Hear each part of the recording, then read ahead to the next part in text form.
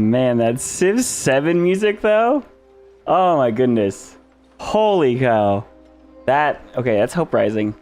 Modern Age Ambience 1 Peacetime. That's hilarious. Dude, the Civ 7 soundtrack is pretty dang good. The soundtrack and the map graphics is just kind of playing around a little bit here with some of... Oh my goodness. Now we're French Empire. Hang on, let me find the Mexican music so we can jump right into that. Here we go. Of course, I'm playing it on like Spotify, so we don't have to like get the copyright striked. Welcome in, everyone. Hey, you bring light in. Hey, Graham. How's it going, guys? And everyone else that's lurking by. We are back in Civ 7 today, and this is, of course, the game that we had started as Rome Carthage, just playing around with like really fast starts. And we had a really interesting game. This is the new Pangea and Islands map. You can see down here in the bottom left that it is, in fact, a big Pangea, but there are quite a different number of islands strewn around. And also, these are distant land islands because they are completely separated by deep ocean. But distant land does not have to be separated by a vertical line to the west or the east. Could be south. Like this way, south, could be west, could be north, depending. I think this is a distant land island. We ended up playing as Augustus of Carthage, getting really fast starts, playing around with trying to figure out what's the first yield you need to focus on. And of course, that is food production and specifically gold, because gold gets you a ton of resources. It gets you a lot of your buildings up online, helps you scale, especially if you are dealing with production scaling on your buildings, because that's a new mechanic. Gold is incredibly important, followed by culture, because tradition cards can be very strong, and then tech, but nowhere near as much as it was like in Civ 6, where you wanted to avoid tech. You do want science early on, because that's how you unlock specifically a lot of power spikes, including like +1 production on all of your warehouse buildings, or +1 food on all your food buildings, or +1 gold, like all of those type of things. We then scaled into the Abbasid, the Arabian Empire, which is a fantastic yield civ. You can see our stats here are astronomical. And then we are now transitioning into Mexico, because I have not actually played out a culture victory on Civ 7 yet. And Augustus, with having such a strong synergy for not only that you have access to get culture buildings in towns, which means you just generally have a good amount of culture in every game. The +2 production in the capital for every town means you can spam wonders early on, which is a pretty dang good way to start off a culture victory in the antiquity. Also, gold purchasing towards buildings in towns is +50%. Like you can get your empire up and running very quickly with a lot of settlements, a lot of buildings, a lot of culture specifically, and all those towns transitioning production into the capital make the capital huge. And also the synergies with using his traditions to supercharge both food and mining towns, farming and mining towns. And then when it came to running into culture victory for the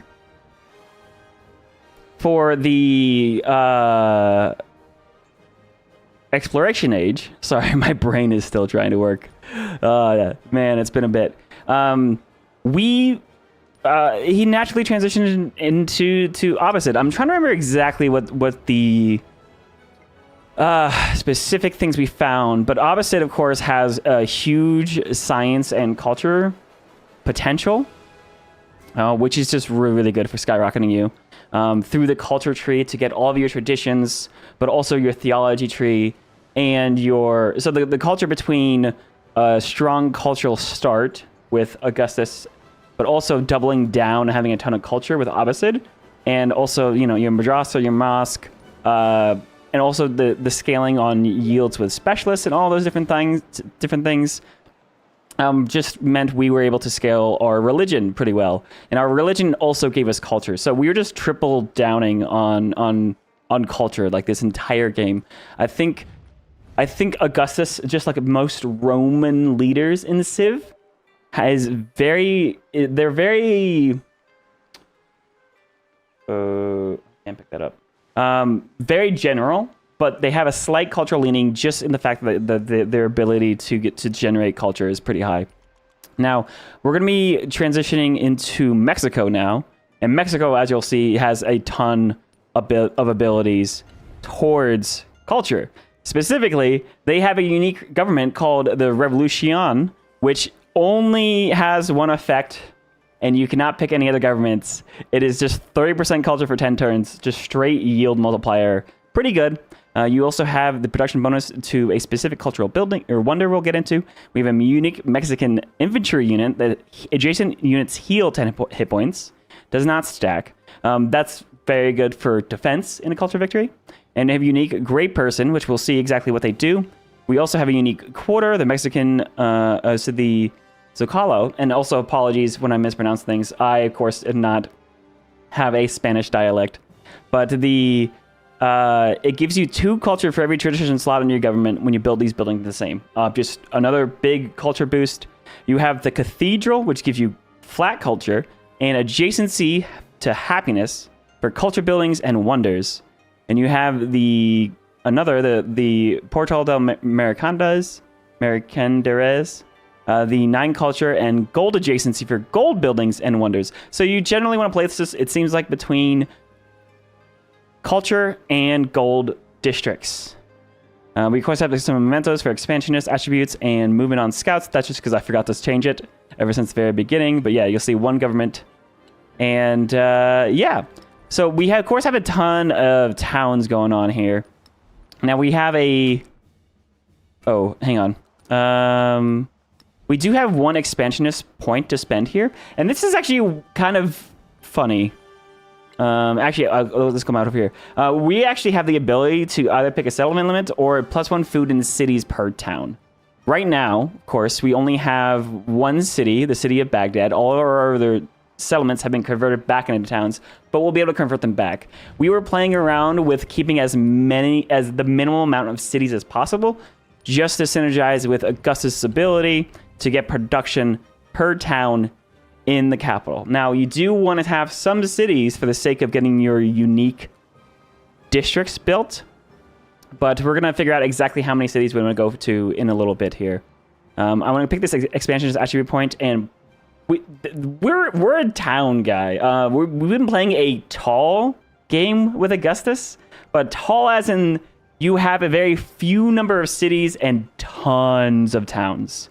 We are not building... We're building 1 very big or a couple big towns, but we're still spread very wide. The fact that we have a ton of towns. It's this weird, for Civ 7, wide versus tall.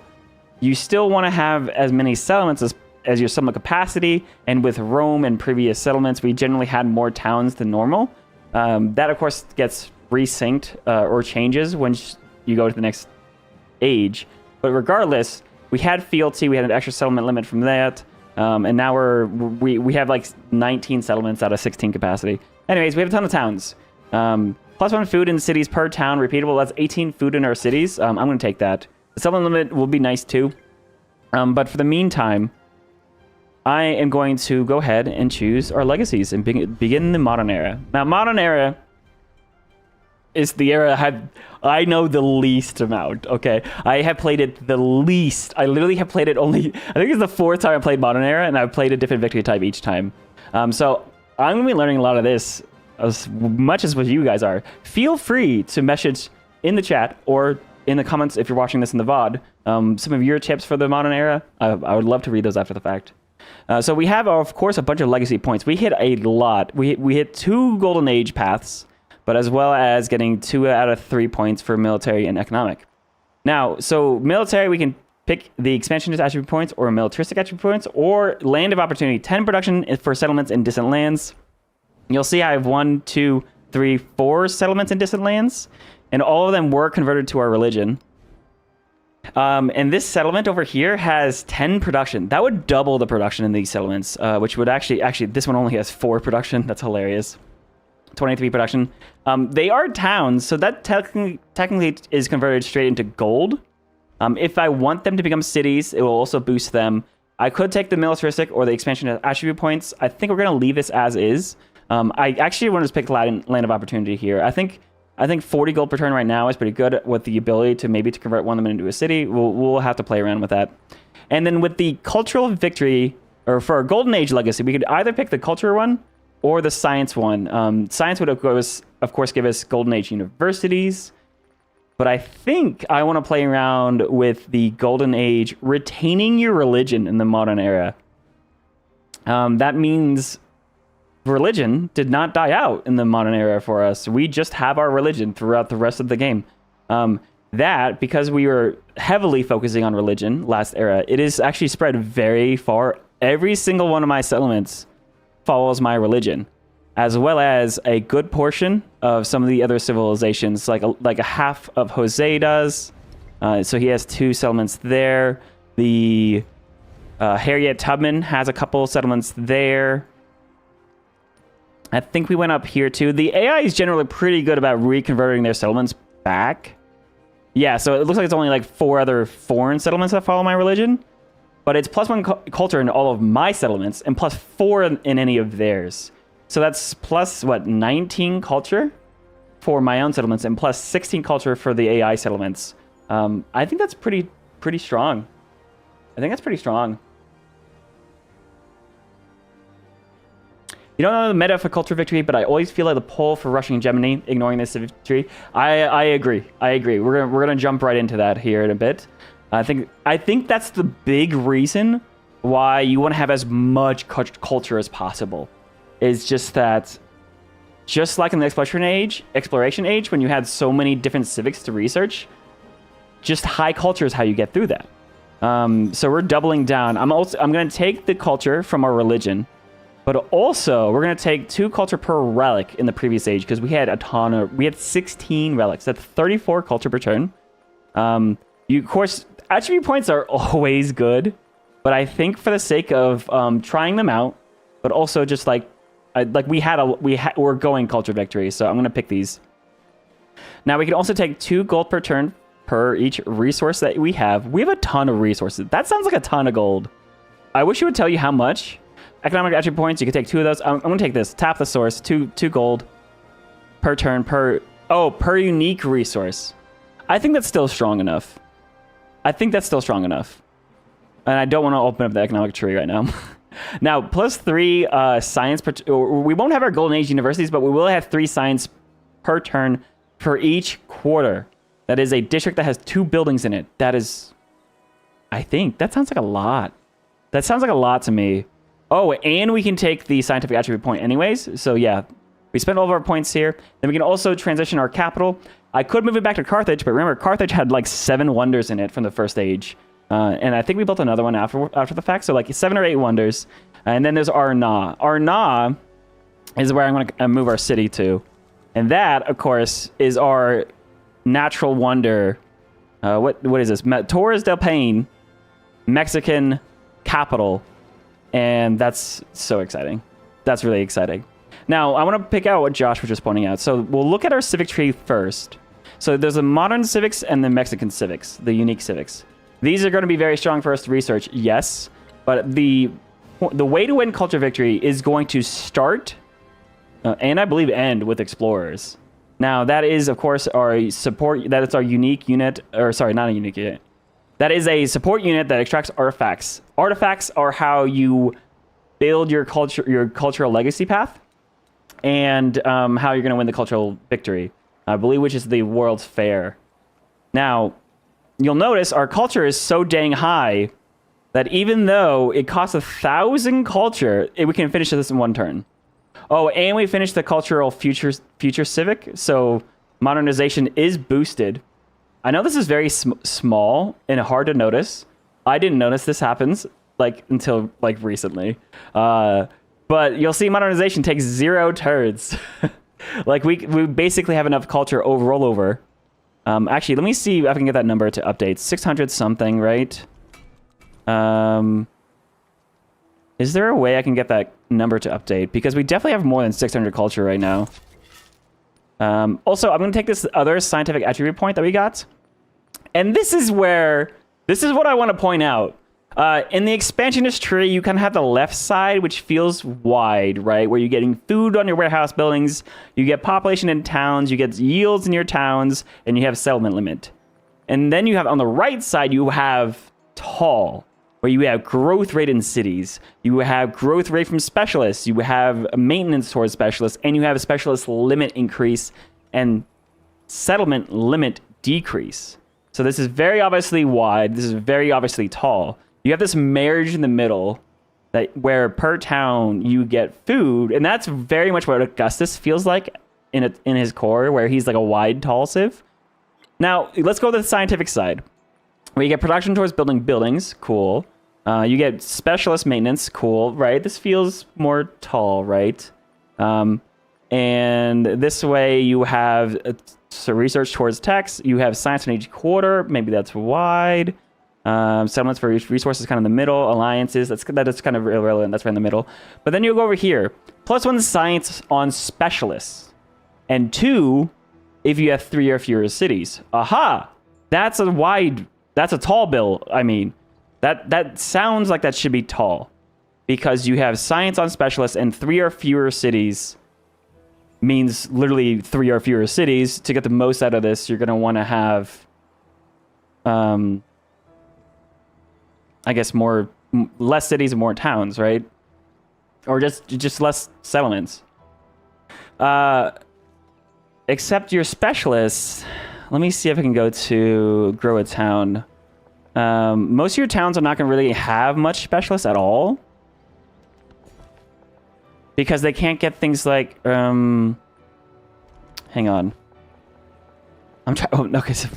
Sorry. I'm trying to remember if towns get specialists or not at all. But I'm having a hard time remembering. Like, see, like, this is a city. We have all these... Oh, yeah. So, what I'm trying to say is that towns are not going to get your high adjacency, your higher tier or buildings, even to your lower tier buildings, because they're not going to be able to build those. Augustus cheats, right? In his towns, he can get the culture buildings. But also with urban towns, you can get some of the tier 1 culture buildings. But basically, you're not going to have the high, juicy... adjacencies in most of your towns, so specialists aren't really going to matter nearly as much, right? So, like, this is definitely wide, but then you look at this, which should be on the tall end, right? 1 science per age... Sorry, this is tall, this is wide. 1 science per age in towns, or 2 in distant lands. All right, this is boosting your towns. And this is boosting your cities. Towns and cities, but we're in this weird spot where this is 63 science because we have so many towns, but this is 56 science because we only have a couple cities, but we have a lot of specialists. So we're kind of in this weird spot, right? Like, are we tall or wide? Like, I don't know. I don't get it. You think towns can inherit specialists from previous ages? Yes. That makes sense.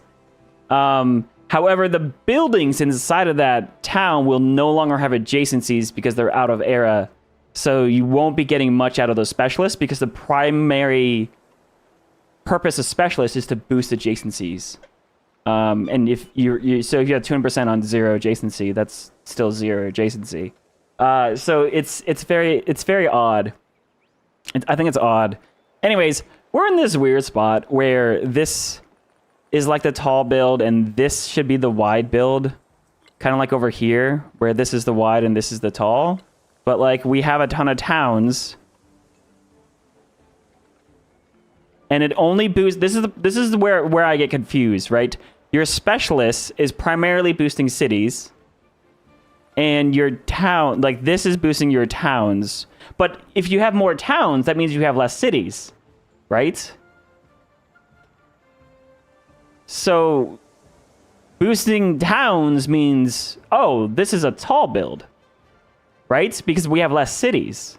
Like, this you want to take if you have 3 or fewer cities, because, okay, that makes sense. It's literally written there, right? That 2 + 2 if you have 3 or fewer cities, you get the most out of, right? So you'll have the most in a tall build. But over here, you also get the most in a tall build, because it boosts your towns. Not right? Like, I would think it's funny because like this is boosting cities and this is boosting towns. So on the flat side, it feels like this is tall and this is wide. But at the end of the day, you take this because you have a tall build and you take this because you have a tall build. You think towns can inherit specialists? Oh, sorry. I feel like the wide-sided tree should boost rural tiles.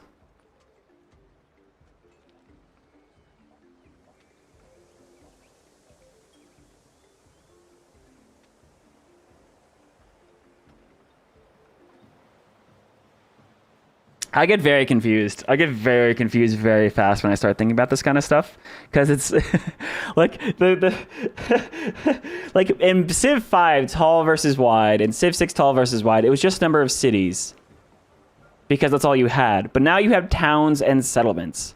So not only are you thinking about number of settlements in your equation of tall versus wide, and that's usually dependent on your Civ, right? Because your Civ, your unique Civ will determine how many extra settlement limit you can get. And it looks like we get 0 with Mexico. Right, but we have, what, 1, 2, 3 in the civic tree? So we're going to get up to 19. But if you play a different Civ, they might have more. So you can get 20 or 21. But then you have settlements as in cities versus towns. It gets so confusing so fast. I don't know if I'm confusing you guys, if I'm making sense, if I'm completely misunderstanding something. I think it's interesting. I like being torn different directions in the complication between tall versus wide. But I do feel like these trees could feel a little bit more direct. Like left side is your wide, right side is your tall. But here, left side is tall, and right side is also tall. So, and maybe it's not supposed to be structured that way, right? Like tech, research and tech masteries, that could be good on either. Science on quarters could be good on either. Maintaining buildings. Oh, this is maintaining buildings, not specialists. So that could be also either. Maybe I'm reading into this too much. Anyways, I'm a nerd. And I overanalyze things. Anyways, we have a mod that tells us how much science we get immediately. The extended yield previews, this is amazing. 63 science right now, or 56 science. This will course scale when we get our other city. Actually, let me see where we want to bring our cities back. Carthage currently is only a town. And we could keep it. So Baghdad is a city because it was the capital previous age. This is our new capital. Now Carthage could be re-added back into the city list. Or we could just say, hey, there's really not much for Carthage to really do anymore. Like there's so many districts. There's so many tiles that are full of wonders and districts. Like we don't have places to build stuff very, very well anymore. We could just go ahead and make this an urban center. And that would actually reduce the maintenance, right? Because all of these buildings still have maintenance, even though they don't have adjacencies. It would cut all of their maintenance in half. And you can actually gold purchase the tier 1 buildings to replace a couple of them, right? And then just leave it as is. And I think there's something to be said about moving your capital and then moving and making things back into urban centers. Because that settlement is done. It's done everything that it needed to. Like, if we only have 3 cities, we need to be looking around. Like, Carthage has 31 production, but this town up here has 52.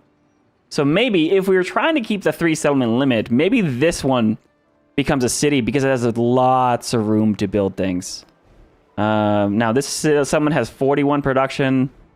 This has 50 production. It's kind of crazy how much production some of these have. And actually, I do need to actually remove some of these resources, just so I can kind of look at their stuff without, so I can actually analyze my cities without all of these other bonuses applied. Oh god, oh goodness, am I lagging? Oh god, it is modern era.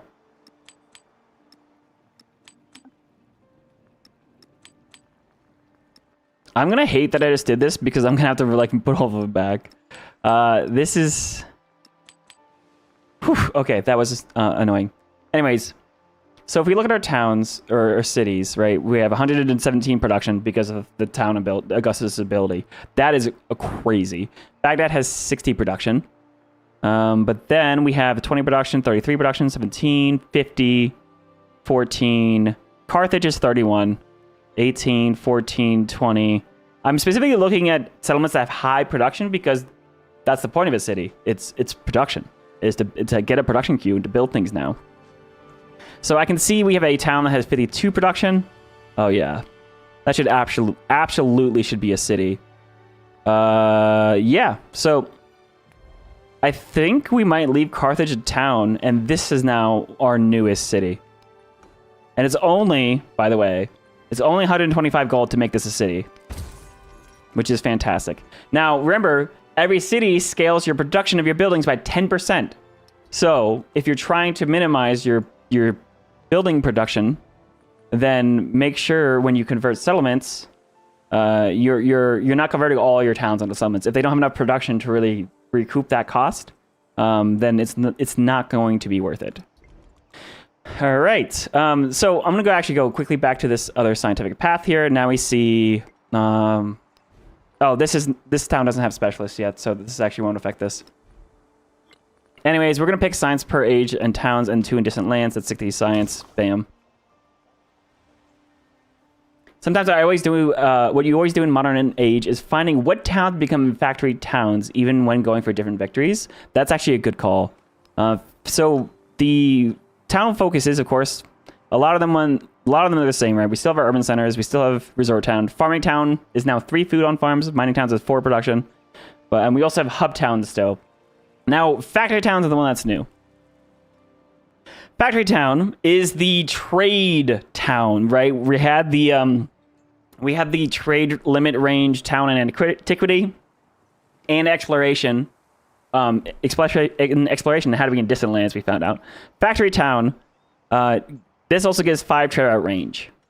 Must have improved, but it also allows you to gold purchase a factory in this town for half cost.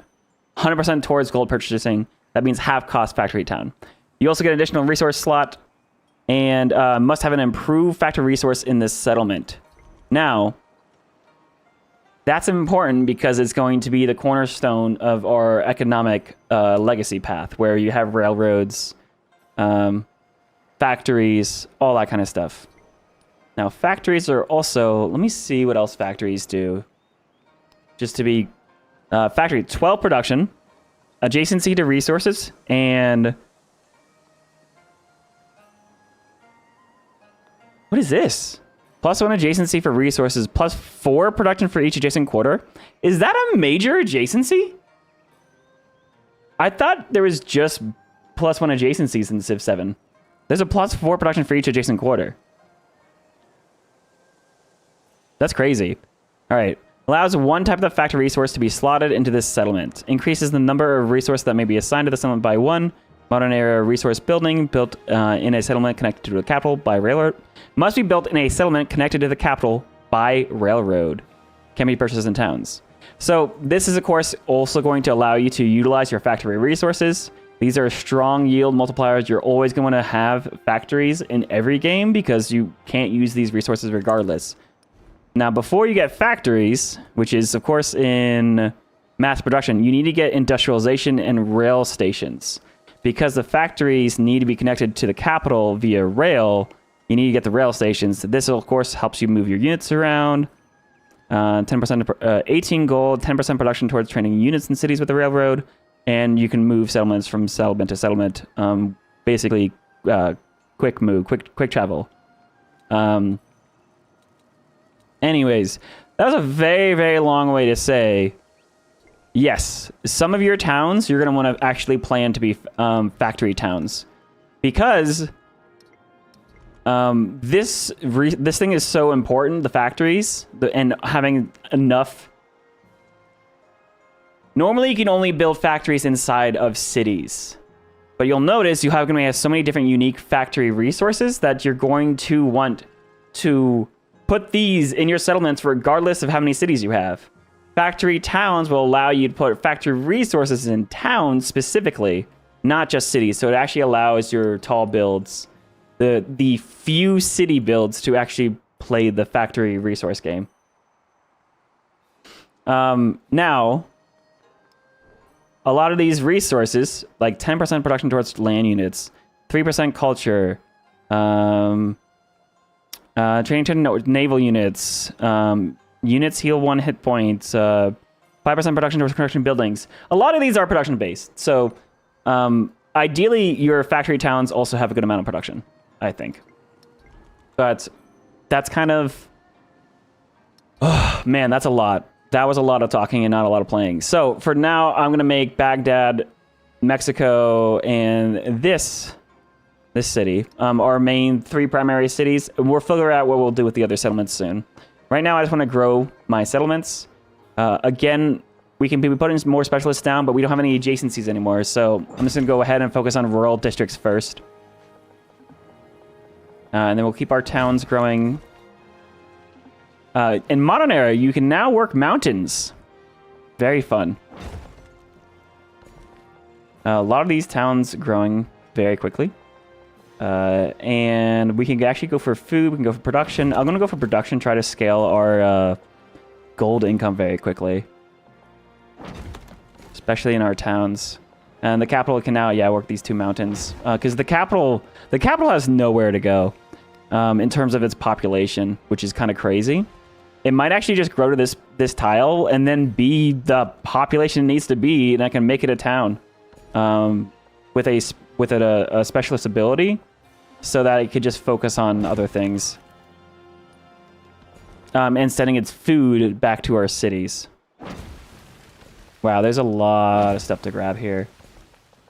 I also need to remember to make sure that I get my resources back attached. Now, of course, you'll want to keep an eye out. Your high appeal tiles will have happiness on them, right? Plus 1, 2, 3, 4 appeal. 3 minimum appeal to get happiness on a tile, and it's 1 happiness per age. So it's 3 happiness in the modern era. This is how making sure if you want to try to preserve,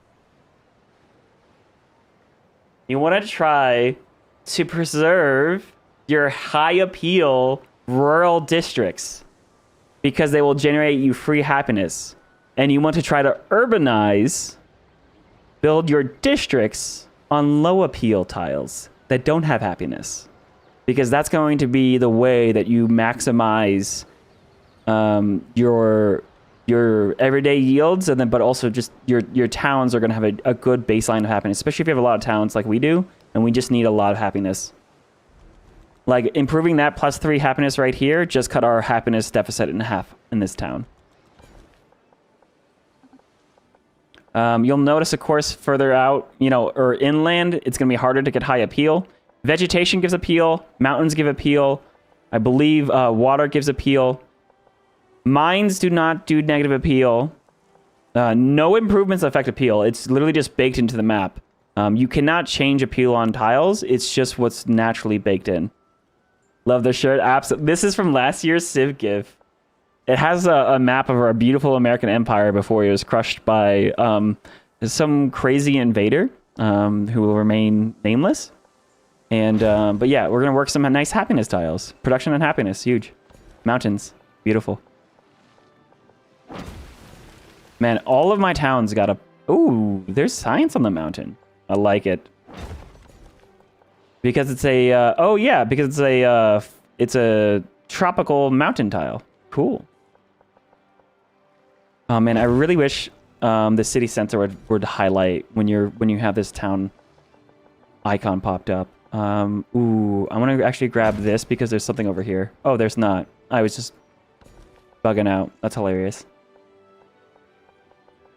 Ooh, hi, yeah, look. Should I grab a 3 food farm? Low appeal? Or do I grab a 3 food, 3 happiness farm? High appeal.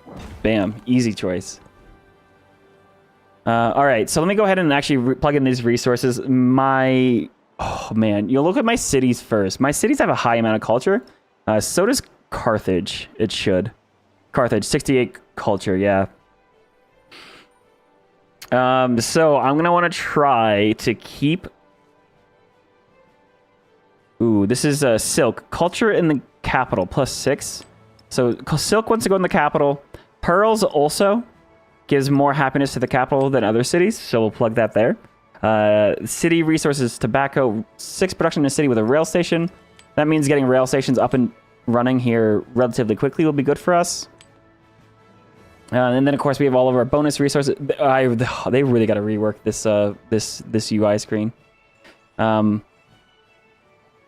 So we have a lot of food. So ivory gives happiness and production. So I want to plug in our ivory into our cities because I want to keep my production strong. Wine gives food and production. So we'll get. Actually, I want to get the capital growing big and tall. Actually, we'll give a little bit of wine around. Llama gives 1 production. There's an ivory. All right, and now the rest of these resources can go in our towns as well. Specifically, Carthage I want to grab. Carthage is going to get... Oh, it has -10 happiness right now, so we're going to plug in these dyes to just kind of get rid of that. And then I also look at other negative happiness settlements, like this one. We'll get a quick horse. This will get a little bit of happiness here. And then, yeah, now all of our towns now have plenty of happiness. And then I'm going to plug in fish into every other town. Just spread out our food. And some dyes. And the factory resources we cannot plug in yet. So, all of my settlements are back to happy. We have 294 happiness per turn, 600 culture. And yeah, so now our very first couple of buildings that we can build. We are on regroup, so we did lose out our civilian units. I'm going to have to get my merchants back online as quickly as possible, though. And that's actually going to be something I'm going to prioritize because they are very cheap early on, and they will scale. Merchants, of course, will get all of our resources back online. That's going to scale all of our yields through our trade routes. That'll be great. Now, in terms of technology, where we want to go for a culture victory is probably going to be looking for things like urbanization and electricity, radio. This is the top of the tech tree will be where our culture and science is. Bottom of the tech tree is production and military and gold. So steam engine is actually boosted.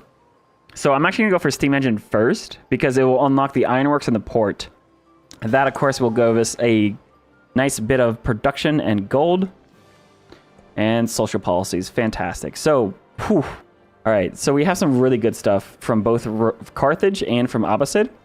City of Peace. All buildings receive 1 science adjacency with the city hall and palace. Oh my goodness. I forgot that was a tradition and I keep that. 2 science and happiness in towns. Bam. Big town game. And then we have 1 gold and science for each resource assigned to cities with at least 5 specialists. We still have specialists. Yeah, that should actually be a good amount of yield. Yeah, we'll grab that. There's going to be, of course, other cards I'm going to run here soon from Carthage, but those should be fine for now. I'm going to get some guys to regroup inside of an army commander. This guy is just a normal unpromoted army commander. I think I had a couple of leadership 5% yield commanders. So I'm going to put that over here in our capital this way. That is also a leadership one, yeah. This commander is actually going to come up here. Wow, I have 5 army commanders. Okay, now the only people that I don't like is our Carthage and Pachacuti, France and America. They're both up to the north, so I'll set my commanders up that direction. Dude, this is such a long turn. I apologize for how long this turn is, but it's just the way it is. We're gonna keep our units kind of packed up. Now, we have a bunch of city-states we could probably want to suzerain. We have 58 influence. And I want to keep an eye specifically on the ones that are close to my own borders and the AI, just so that I don't have, like, you know, these guys, like Dublin invading us. Dublin. Dublin's of the Irish people. Let's go, potato. Dublin is also a diplomatic city-state, so maybe they'll be able to boost our influence game and help us get more city-states. So we'll befriend them. That actually was very expensive. I did not have any cards for making that cheaper, so that's fine. Ah, and here's our unique unit, which is a like a Mexican urban rebel, which is fun. Hello. There we go. Nice. All right.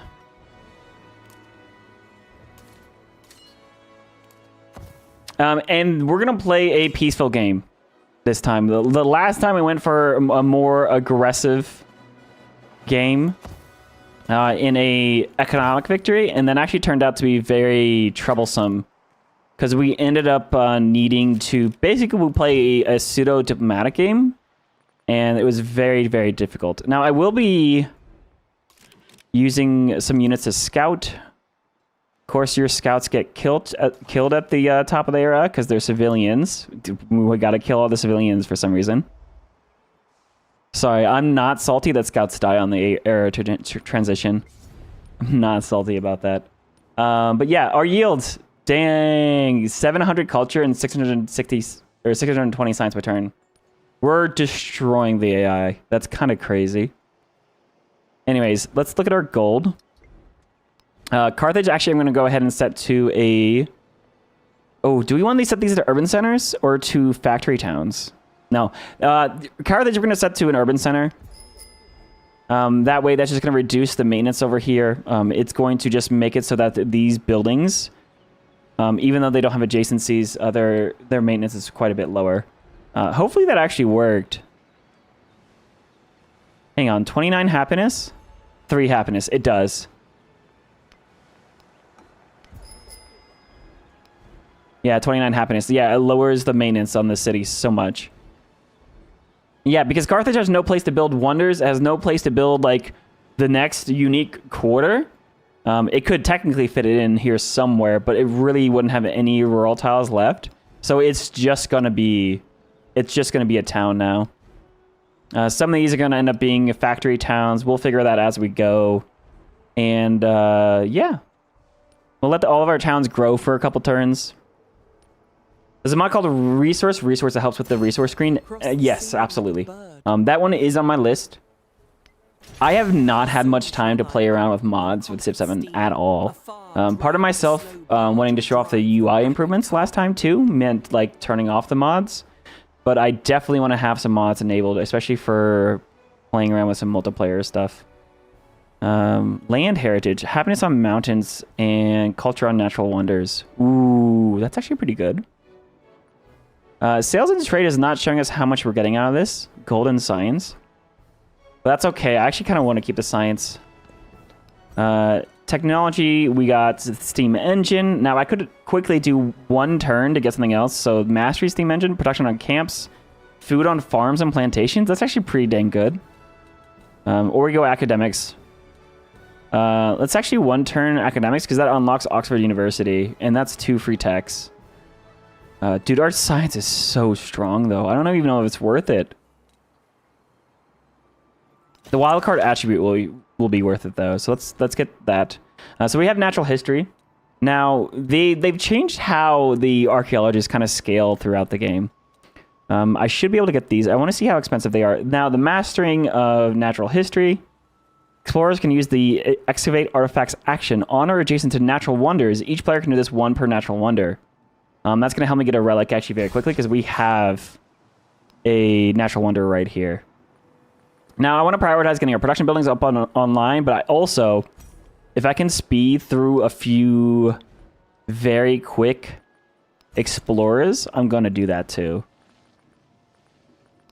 Just to get a couple of them out. Now, all of my traders, I'll be able to trade. Gao would be really good. Paris.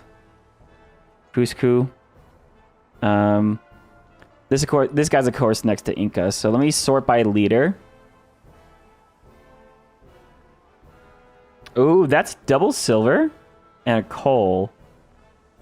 But that's silk. Yeah, let's go up here to the city here. Those, of course, actually... Modern Era is different with merchants for some reason. Let's trade with Gao. Once you click confirm, the trade route starts immediately. I don't know why they have it work differently in different eras, but that is convenient for me.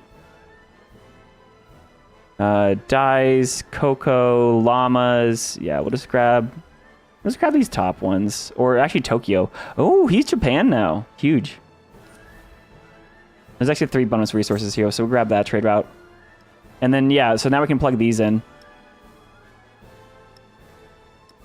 Move llama. We'll get the silk. Actually, this llama can also move. And then with our towns, we'll plug in, of course, our fish where we want them.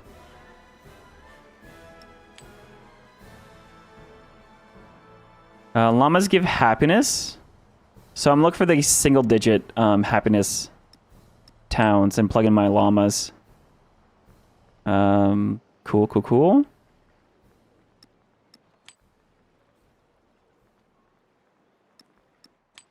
And then another wine.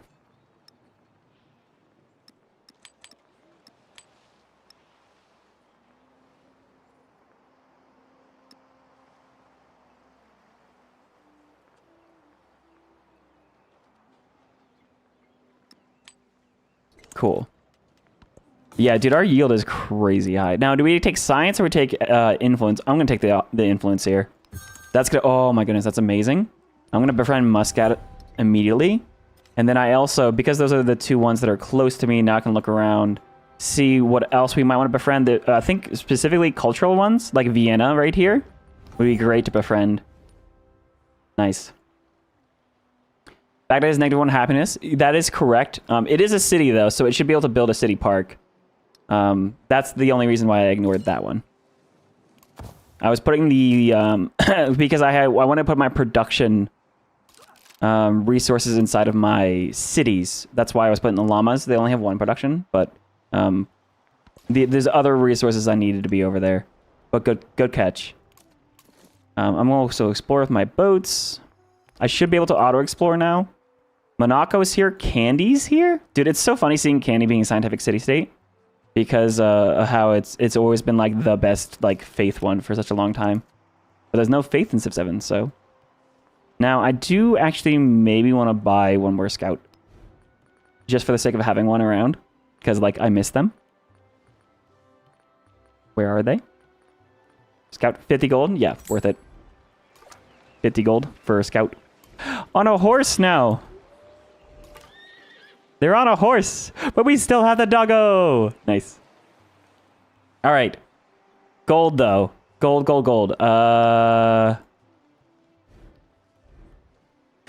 Man, I actually might make Carthage back into a city immediately. We'll see, though. Oh, dude. Being able to gold buy museums? Oh, that's so huge.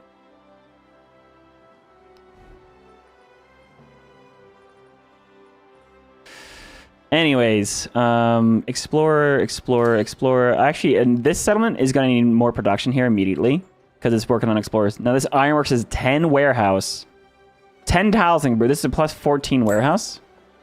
Very nice. I don't know how to district anymore. Also, hey, hang on. I do actually want to plan out, before I start throwing buildings down, where our unique districts are going to go. They want to be between culture buildings and gold buildings. So my culture building is going to be in this really nice mountain tile. Yeah, so it's going to be right here. And then I could maybe put gold buildings nearby it. That actually was going to be a slot for a madrasa, wasn't it? Interesting. So, all right, Baghdad needs to have its unique stuff. There's not a lot of room for it. But the culture buildings are there. The gold buildings are over here. So that silk is in the way.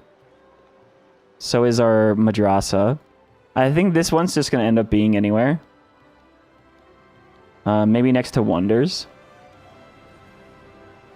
Oh, there's a university here. Oh, hang on. Oh my god. Okay, let me turn off the freaking yields. We're looking at the resources. So I need to know where my... Oh, Jesus. Okay. Sorry, it's so hard to... Graphically, Civ 7 is amazing, but readability-wise, it is so tough. Anyways, my science buildings, I need to keep an eye out for schoolhouses and laboratories. Schoolhouses plus 11, because they want to be next to resources, but there's also wonders here. Now, the universities here, there's also specialists here. Oh my goodness, you can't see where your specialists are, can you? Until you grow. Oh no. You can't see where your specialists are. Anyways, I remember there's a bunch of specialists here. Yeah, because of our yield. Anyways, I need to know put the schoolhouse back here. Technically, you can put the military academy there. Our culture building is going to be the museum.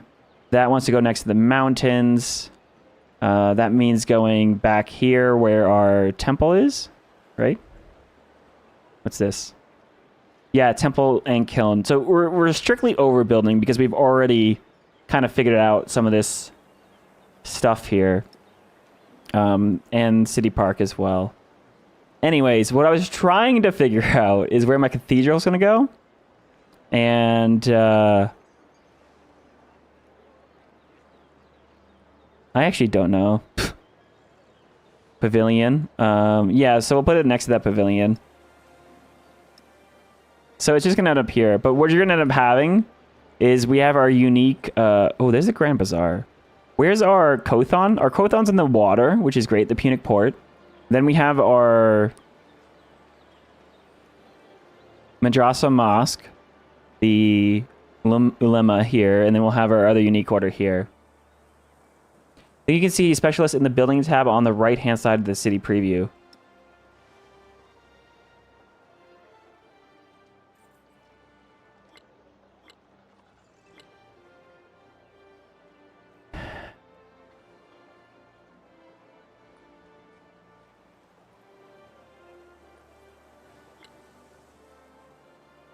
In the building tab,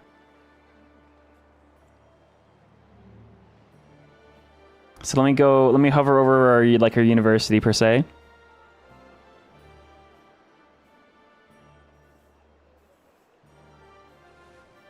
Improvements, wonders.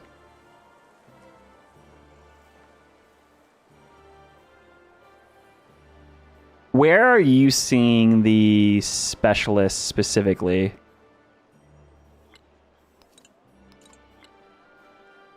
Must have a mod for that. Yeah, see, yeah. Again, modding community in Civ is always amazing. But yeah, I'm just trying to... I need to know where the game is. Not only because I have to play the game as it is per like CivGive and stuff like that. But I really want to showcase where it is and where it stands. Console players, of course, can have mods, but as a content creator, I kind of want to... I want to be able to know like where the game is, right? Again, mods are amazing though. And I definitely will be using some more than just like detailed map tags and stuff. But yeah, like things like detailed map tags that Firaxis should, I'm sure they know. That just needs to be in the game. Straight up. Give the creators credit, but that's amazing. Anyways, we're going to use our gold. Explorers, they're very expensive. Anyways, our ironworks. What was I doing here? Oh, right, I was pinning this. Oh boy, guys, are you ready for some ADHD? I certainly am. That's 12 adjacency here. There's a dungeon, yeah, so that's gonna go here. Science there, culture here. Gold can go pretty much wherever. Gristmill, sawmill, yeah, so gold has to go anywhere. Anyways, So what I'm going to do is I'm going to buy the ironworks. Oh, we have gold buildings here already. Cool. Anyways, ironworks is going to go here. And I know that's expensive, but it's fine. Let me also just buy a merchant here. And I could be buying something like... Yeah, that's all of our gold. We were making 700 gold per turn, though, so we'll be fine.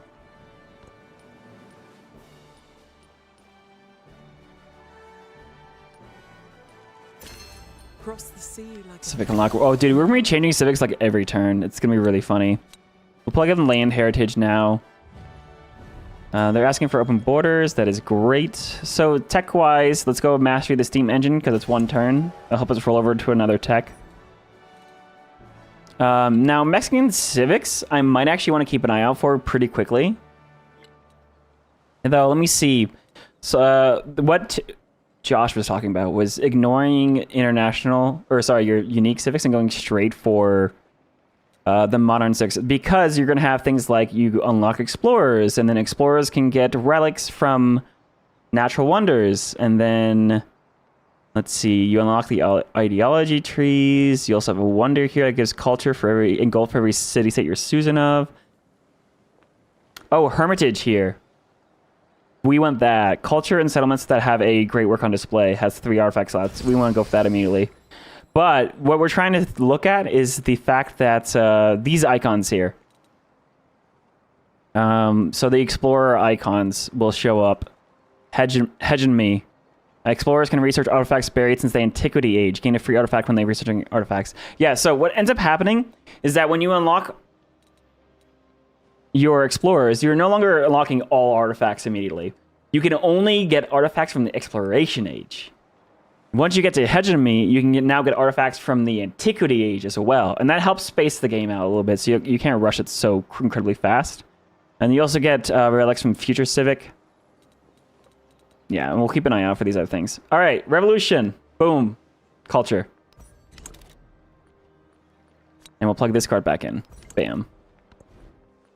All right. So I need to keep an eye out. So here's my explorers. Now, I do need to research per continent where these guys can actually find artifacts. It is defined per continent. That's why I have settlements kind of in colonies pretty much everywhere. And what I want to do is I want to grab this archaeologist. He's going to go straight over here to our university. They can research in universities, and they can also research in somewhere else. But I forget what that building is. Maybe a museum. Let's also go to Paris, because that seems like a good trade route to have. I'm going to go straight for actually double explorers. Ooh, hang on. Oxford University is unlocked. There's also this Izubu Ganda. Culture and food on improvements and districts on lake tiles. Interesting. Lake Petra? Hell yeah. Huey. I don't need to do anything with I don't need to do anything in terms of...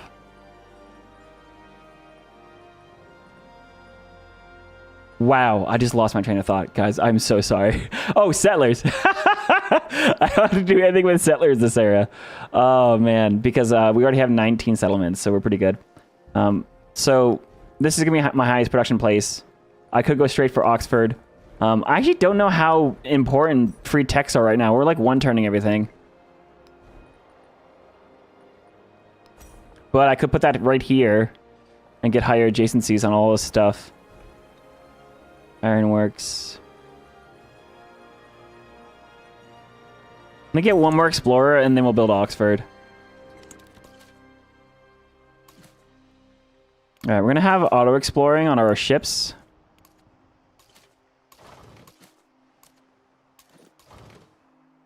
Oh, fleet commanders cannot auto-explore. Interesting. Yeah, here's our scout.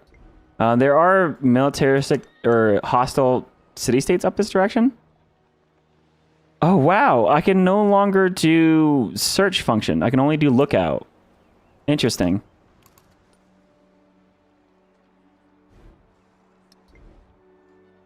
All right, we got a bunch of gold. Let me see if I can actually buy a museum in this settlement. And I'll just go ahead and drop that. I actually want to keep the temple and kiln for a little bit. I'm going to put it on this quarter. And actually, maybe I'll see if the explorer can research on museums as well. Or not. Ooh, inheritance. The reputation of Augustus spreads through his artisans, his craftsmen, his architects. The world looks to his realm for inspiration, and he always delivers. Have 5 artifacts. Yeah, absolutely going to go for that. That's where I want to go anyways. Now, some of these towns... I'll wait till the next growth event to actually switch their specializations. Oh, again, I need a mod to, like, scale down the freaking yield screen. It's crazy how big it is. Ooh, living standard. 25% gold and happiness towards maintaining buildings. Civil engineering. Production towards overbuilding. Boom. Alright, this settlement has grown. Alright, we'll grab that. This town is now going to become a fishing town. Just supercharge our cities with growth to get more specialists. Tech-wise, let's go for urbanization. That'll give me a settlement limit as well. And also the opera house. Then we can look at industrialization. Now, because we're here, we might as well hit social question as well. Humanism is a good card. Culture, but increased happiness maintenance. Ooh, the Doko Onsen. This settlement gains a population every time you enter a celebration. We're going to hit a lot of celebrations because we have a lot of happiness.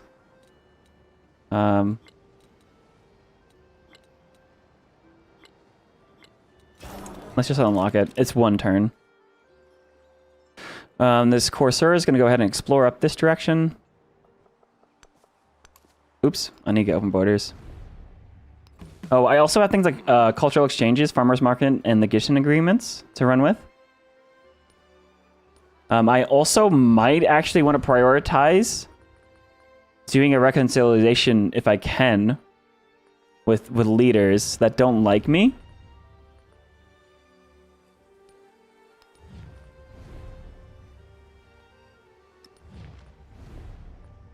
But I'm also going to prioritize independent powers for a little bit. Let's get borders up here so my scout can go ahead and go scout. I don't like that there's line infantry up here.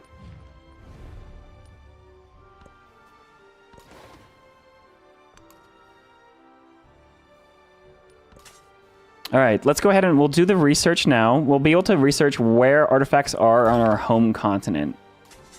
And we found 2. There's only 2 exploration artifacts. There's one right here in the center of my empire.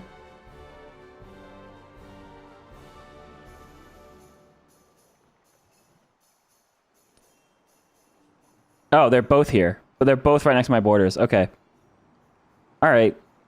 Yeah, so they definitely changed how quick it is you can unlock artifacts. And that's good because there's like turn 13 culture victories from like Ursa Ryan and stuff before, which was hilarious, by the way.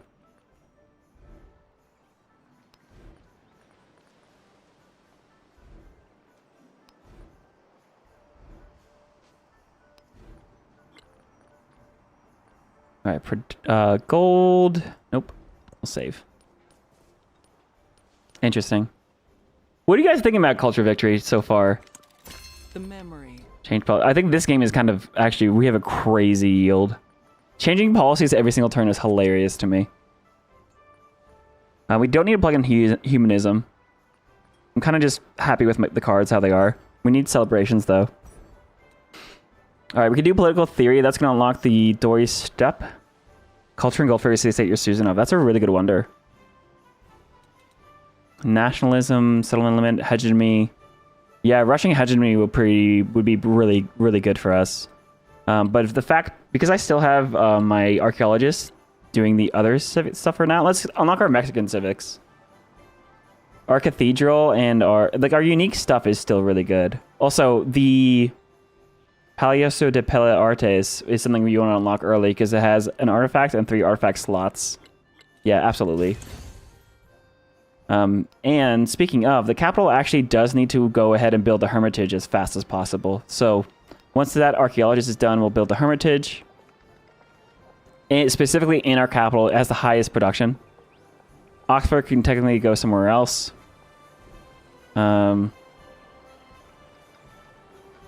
Grist mill, granary.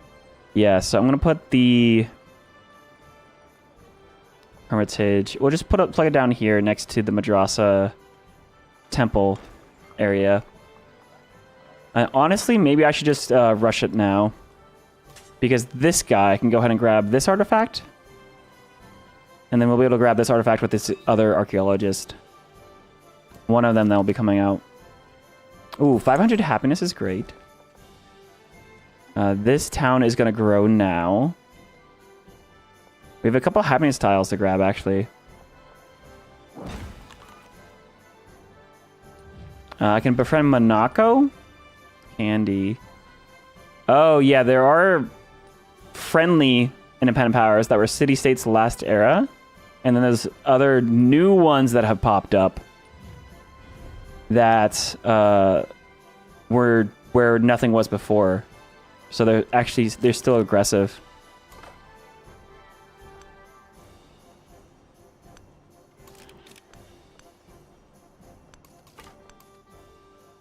Yeah, like over here, they're coming at us for no reason.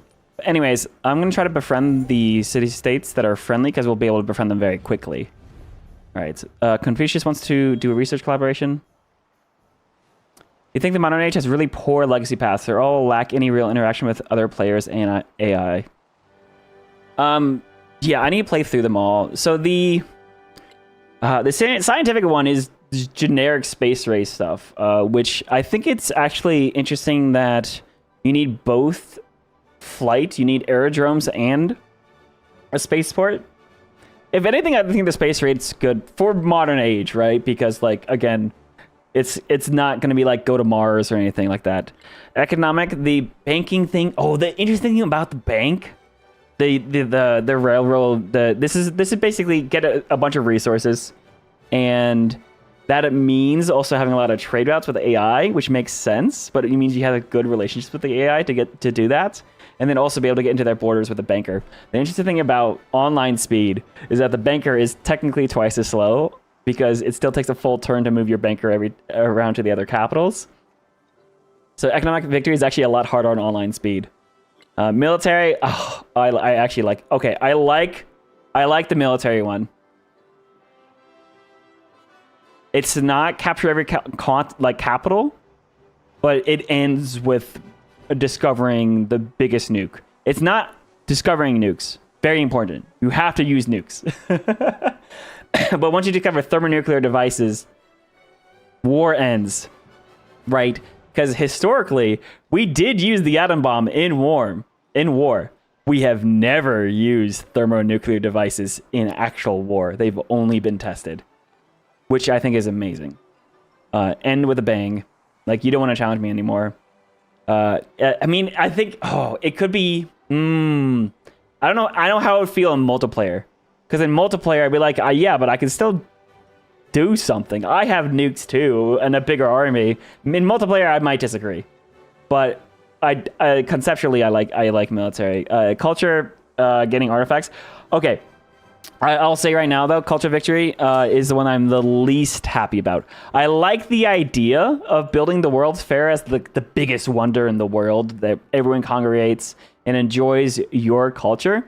But the fact that you discard all of your artifacts every age, the fact that there's no tourism mechanic at all, it's just build artifacts, you unlock wonder, build wonder. Yeah, I think because the Civ 6 culture victory was such a high bar, because it was so complicated, or even Civ 5, because like it didn't like you could win very quickly if you rushed tourism and the other players weren't building culture, but you could also drag it out really, really far. And Civ 6 actually did a really good job with the moon landing, like different things to defend against culture victory, where it was a moving goalpost the entire game, where depending on how the game, the AI is kind of ramping their cultural defense, and you're trying to ramp your tourism skyrocketing, but because obviously that comes later, your bar is always gonna be lower until you can cross them. but you could end up speed running it, and it was really, really satisfying as a strategy player to be able to win. Oh, I just won, you know, sub 200 culture victory, no game modes. Oh, sub 190. Oh, sub 180. Oh, or freaking Aquarius Wolf, sub 130 culture victory with no game modes. Okay, buddy. But yeah, no, I think culture victory is the one where it's like removing tourism and your giant display of great works feels very weird. I like, if anything, I'll give him props, because World Fair being like the big capstone, like that's cool. Every victory condition actually ends with a capstone. So like every victory condition kind of feels like the science victory, as opposed to being unique. I think that's what bothers everyone. Science victory was like the big project that bam you punch through. And yeah, you were the first one to complete it. But domination was conquering everything. Culture was a tourism speed run. And religion was its own thing. And diplomatic was its own thing. Every victory condition was very different. But now, because every single victory condition is a capstone, every single victory feels like science victory. Which you could only speed run so much. Right? Because there's just things that you have to do. And by the end of Science Victory, it is next turn simulator. You're hitting next turn, next turn, next turn, because there's nothing you can do could speed it up anymore. And now what you're doing is literally like there's a turn counter where you have that last wonder and nothing else matters until you build that wonder. So man, I agree. If you could tell, I have very mixed feelings about a lot of things. And me talking about them right now is me deciphering how I feel about some of these things. But I think for the sake of... I think the reason most players feel weird about Civ 7's victory conditions is because everything is science victory. Everything is a science victory. But part of the problem is that there's no fourth age where it feels like the victory conditions were kind of slapped on top. Once you hit your ideological path, now there's one more thing to do, and then you win. Where I think the fourth age is where it's supposed to... I don't know, though.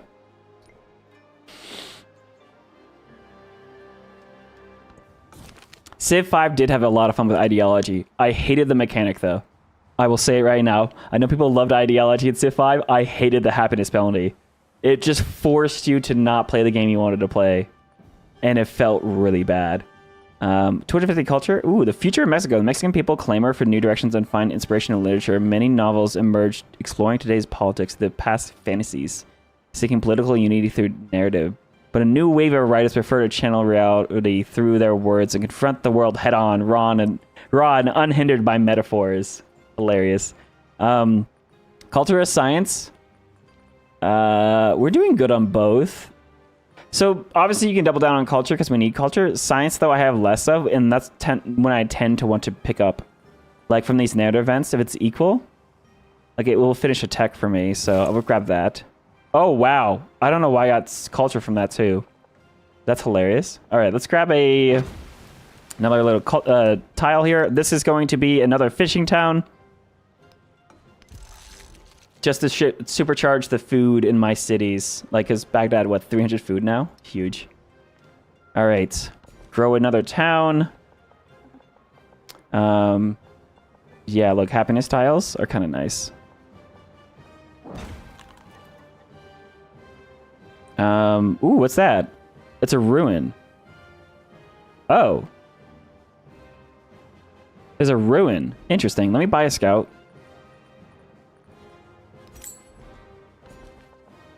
All right, this is going to grow. We have all the wonder tiles. There's, of course, the mountain tiles. There's these good fishing tiles. Oh, there's also a happiness tile there. Fishing tile here. Let me grab the mine. Mine feels good. Mine, happy mine. All right. So this city does have 90 production. And actually, it could build Oxford or Ogodonson. I kind of want to just scoop up Oxford. You know, I build Oxford every game. Maybe I go for something else. Maybe actually go for production. Like an ironworks. I'll put this in the city center. Bam. And then I'll build a wonder next.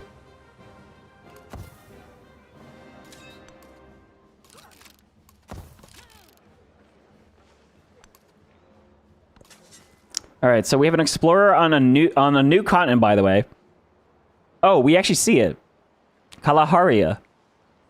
I don't know why I see where the artifacts are here. There's also a natural wonder to get artifacts from, but specifically the natural wonders everyone can grab. You're gonna want to try to run for artifacts that are on. Oh, these are the artifacts. Oh, dang it! Ruins are artifacts. Got it. So I didn't need a scout here. Well, this explorer can come over here, or I could buy one. Speaking of, I need to get buy some over this way. Anyways, this explorer is going to go 11 turns. Crazy. It's fine. I should be able to beat the AI there regardless. I do want to buy a explorer up here. 2,000 gold for an explorer is... All right, cool. Well, at least they are expensive. It is the victory condition, so... All right, there's Berlin.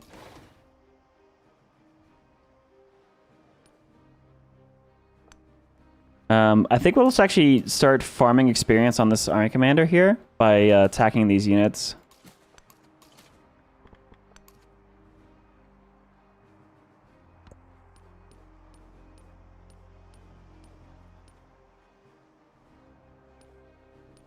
Oh yeah, that's actually very expensive to build these archaeologists now. Ooh, a lesson in efficiency. Recent consolidation means fresh enthusiasm for Augustus mandates to organize the city. Architects compete to have their plans adopted, and artists clamor to be part of a new wave.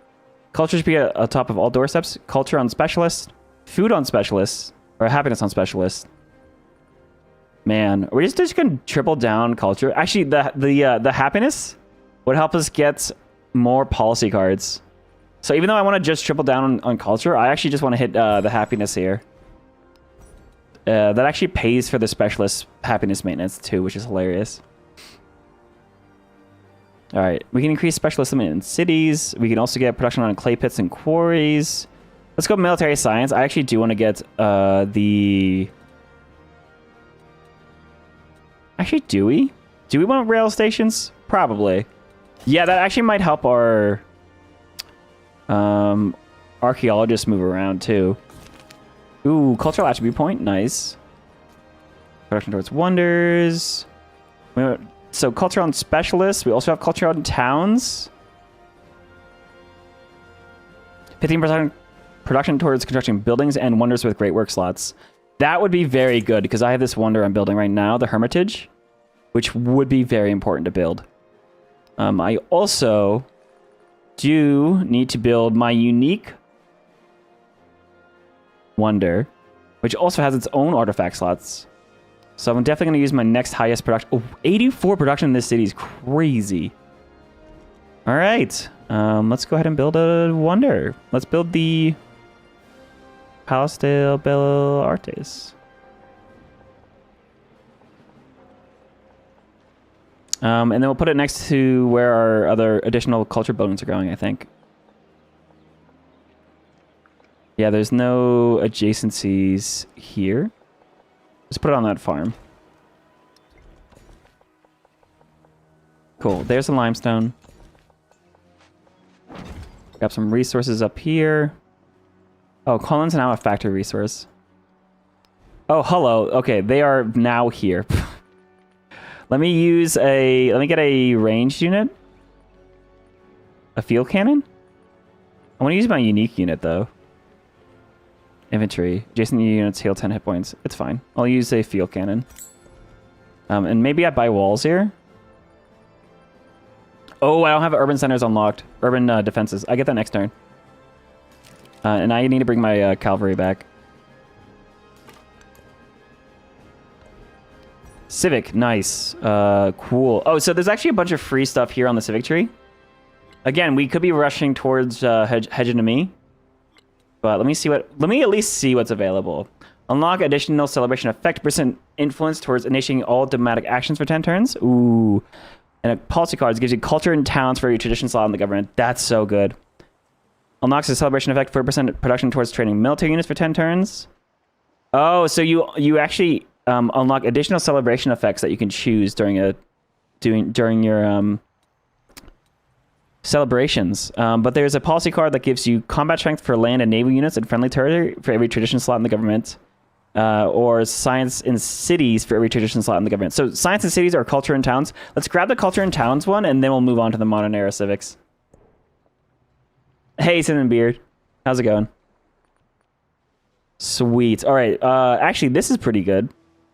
+2 happiness and settlements for every tradition slotted into the government. 76 happiness. Holy cow. Happiness is really good in your government because it's going to then give you more celebrations, which will give you more policy cards. And so it's its own snowball effect.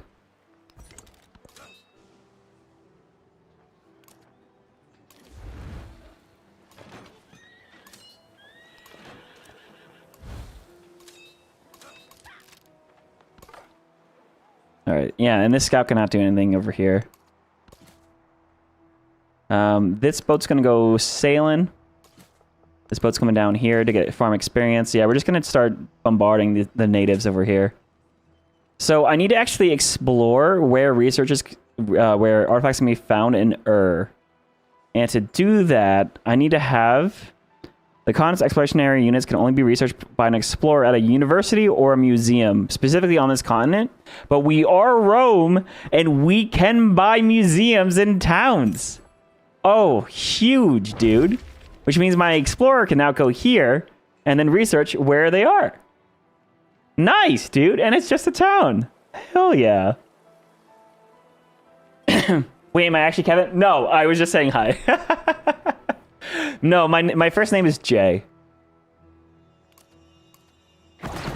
But I wasn't sure if you were saying hi to me or someone else, to be honest. All right, we're gonna extract that artifact. Amazing. And actually, this explorer could actually come here because it takes a few turns to gain the artifacts.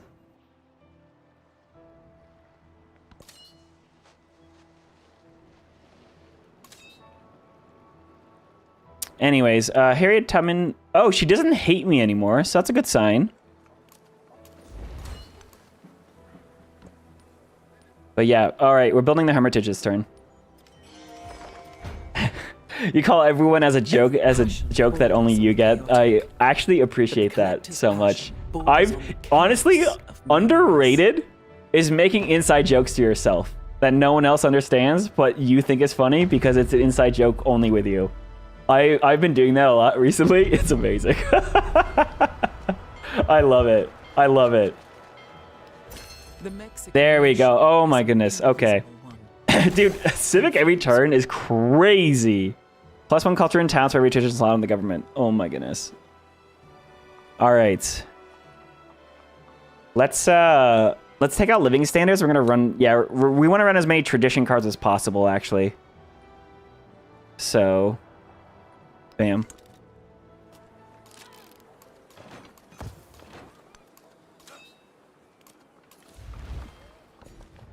All right, cool. Yeah, so this settlement has actually got all of its royal tiles improved. I mean, of course, we're missing tiles, but now I can just start slapping down more specialists. This settlement can grow. I'm gonna grab just a happy farm tile, and then it's going to become... Oh, yo, I can buy its unique district in towns? Wait a second. That's... Is that written down anywhere? Created by construction because they don't put in the same district. Oh, it's because they're culture buildings. Oh my god. Augustus can buy culture buildings in towns. Oh my god, Augustus. Wait. Oh, dude, that means Augustus is super strong on he can get... Oh my goodness. Wait. I just realized this. Hang on a second. Civ 7 civs. I didn't even think about that. Yeah, so wait, Augustus obviously really good with Rome because he's Augustus and Rome, like the whole one city thing works great with him. But Rome's unique building can only be built in its own cities because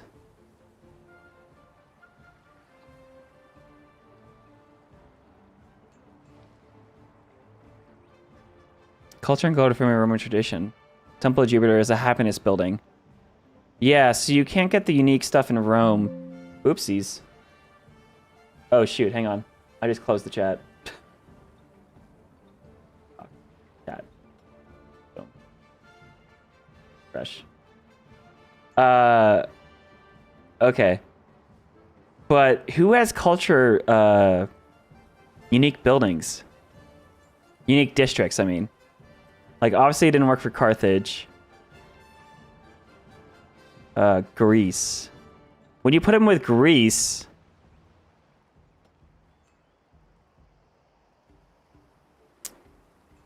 Culture base. Can you buy Parthenons in towns? Probably not the Odeons, though. Gosh dang it, I just closed the chat again. Alright. Anyways, what I was trying to see for Exploration Age, like, if any of these civs have a... Like culture buildings. Like Abbasid. Happiness base. Spain. Culture base. Gold base. If it has 2 culture-based buildings, that's like, because that's what's happening with Mexico right now. Because Mexico has 2 different culture buildings.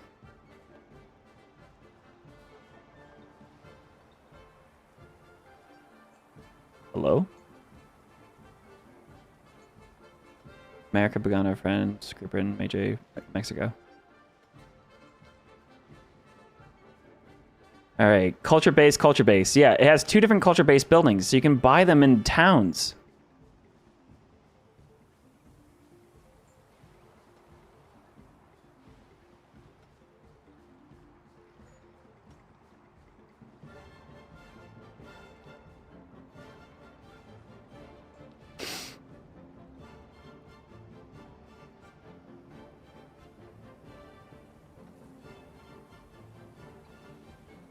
That's crazy, dude, that I can buy these. And for cheap. Sometimes it's one of the 2. Hey, Ben.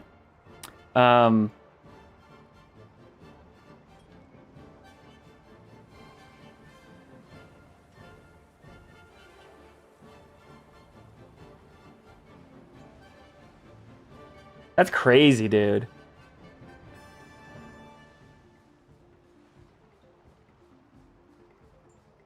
That's really good.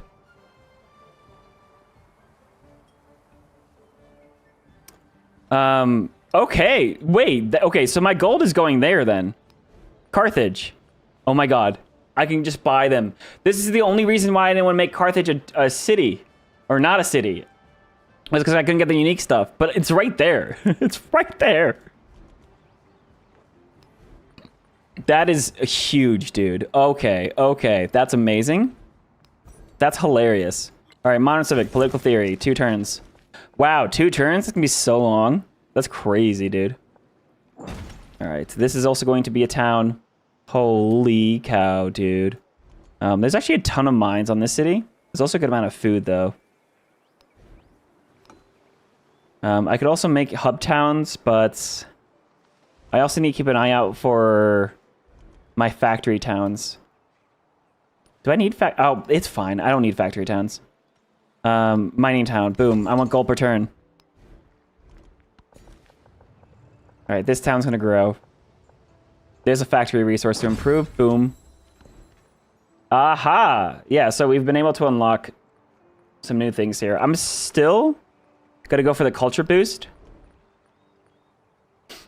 And I want to run tradition cards if I can.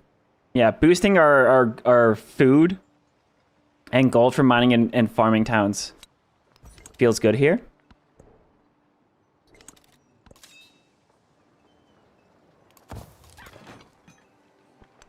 And then I need to start taking care of some of these units.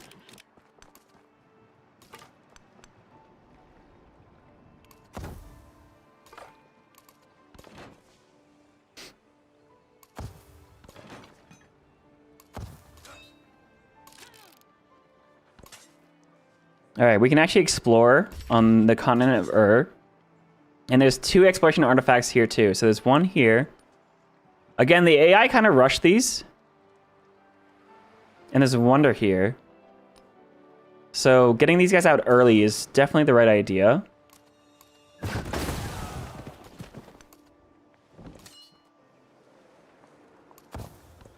And then my generals are kind of just staying put. Aha.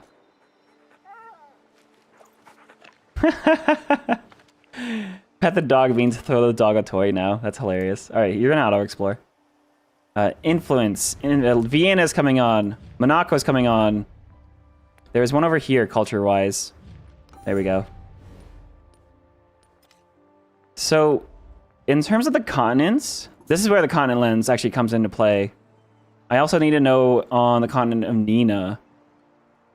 So I need to send some explorers out this way, and actually I'm working on one here. That's great. Dude, okay, this is hilarious.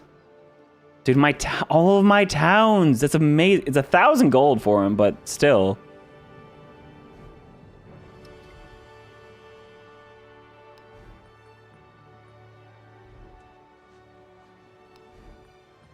Cathedral, eh? So, right, again, between culture constructibles and gold constructibles. So you don't want to have it next to the mountains, but you want it between the mountain and your gold buildings. So, for instance, I could go ahead and throw these here on this tile, and then my gold buildings can go... Oh, not port. Stock exchange can go there. Or the rail station. Oh, wait. Is there only one gold building besides rail station? And port? And bridge? Interesting.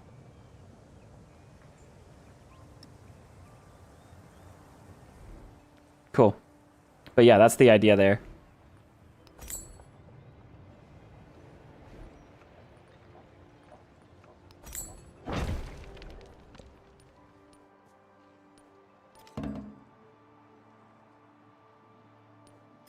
$1,300 culture is insane. And even more culture. Stock exchange and bank. Oh, bank, right. Bank. Where's the bank? Port, modern bridge, stock exchange.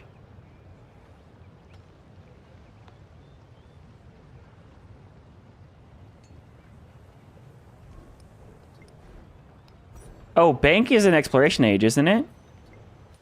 Because I already had banks. Here. Bank. Yeah, bank and hospital from exploration age. Yeah, bank is exploration. So you have the rail station, military academy. It's interesting because there's like 4 gold buildings. Like most of the time there's 2 food buildings, there's 2 production buildings, there's 2 gold buildings because you can pair them together, right? 2 happiness buildings, usually 3 actually because altar and temple or religious stuff. But culture there's 2, museum and opera house. Science there's 3 because there's schoolhouse and laboratory, but then the launch pad is technically a science building. Military academy, factory, and aerodrome, right? These 2 to go together, but the aerodrome it's a single tile. Yeah, so for gold you have port goes on the water, bridge goes on a river. Stock exchange is a standalone building, but then you have the rail station, which is a single tile, like a whole tile. Anyways, I guess you put this. You're supposed to pair their stock exchange with. Oh,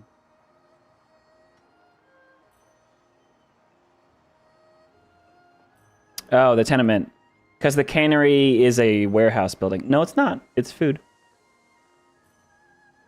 The grocer is the warehouse building. Weird. Okay. We'll grab this happiness building and then, or happiness rural tile, and then again I'm making another farming building, farming settlement.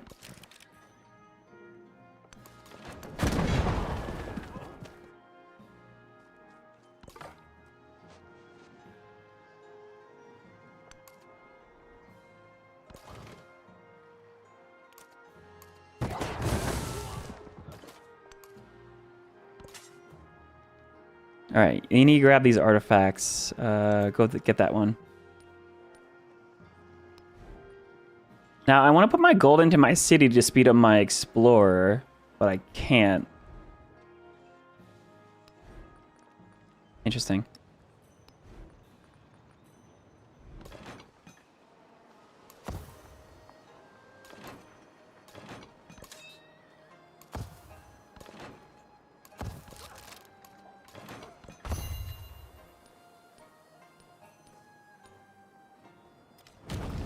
Oh, yes. By the way, guys, I'm trying to organize a multiplayer game here on Friday evening. It's going to be a online speed, abbreviated ages game. I will be keeping Crisis on. It's supposed to be a... I want war to be on the table, but it's very beginner-friendly Discord, so I don't really see any problems with that. But I really want to start playing some Civ 7 and playing it in preparation for CivGive, if you guys want to join me. I might actually want to do the gold purchasing on coast tiles for ports to increase my gold income. Actually, let's see where I can do that. And because in towns, oh hell yeah, dude. Gold buying ports, a 9 gold, 5 adjacency. So that's 14 gold tile. And that's going to be cheaper, not only because it's Augustus, but also because it's a town. It's town, it's Augustus, and because we're Carthage, we can gold buy ports for very cheap, which will then increase my gold income, which will then help me buy other gold buildings. Amazing. So how expensive is it? 600 gold? Nice.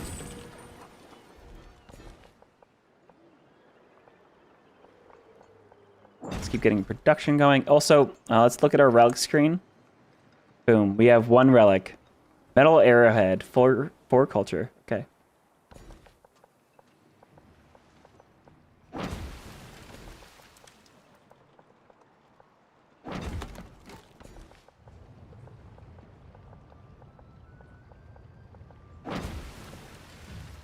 Ooh, farmer's market would be good for us. Food in towns. I'll take that. I'll support it. And then I also want to keep looking on more of these independent powers to befriend. Here's an expansious one.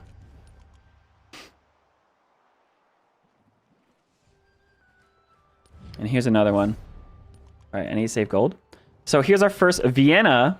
Fantastic. Culture on culture buildings. Culture on museums. For every cultural city-state you're citizen of, receive an artifact. Receive a free civic. 4 culture on displayed artifacts.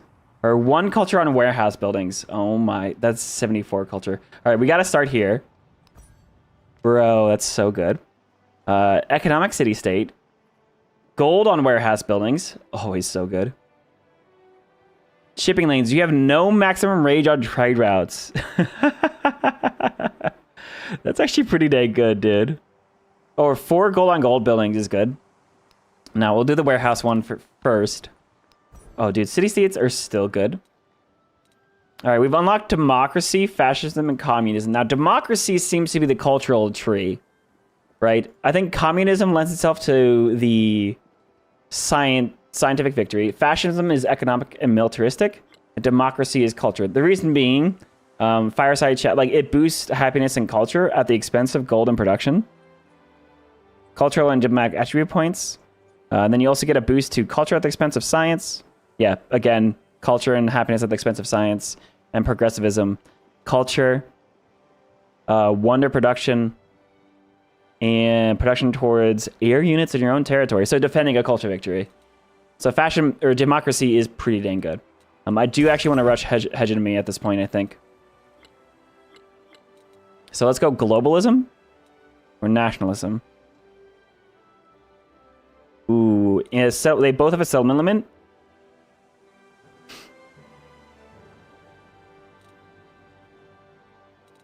Either way, they're both fine. They're both fine. Attack the guy in a river.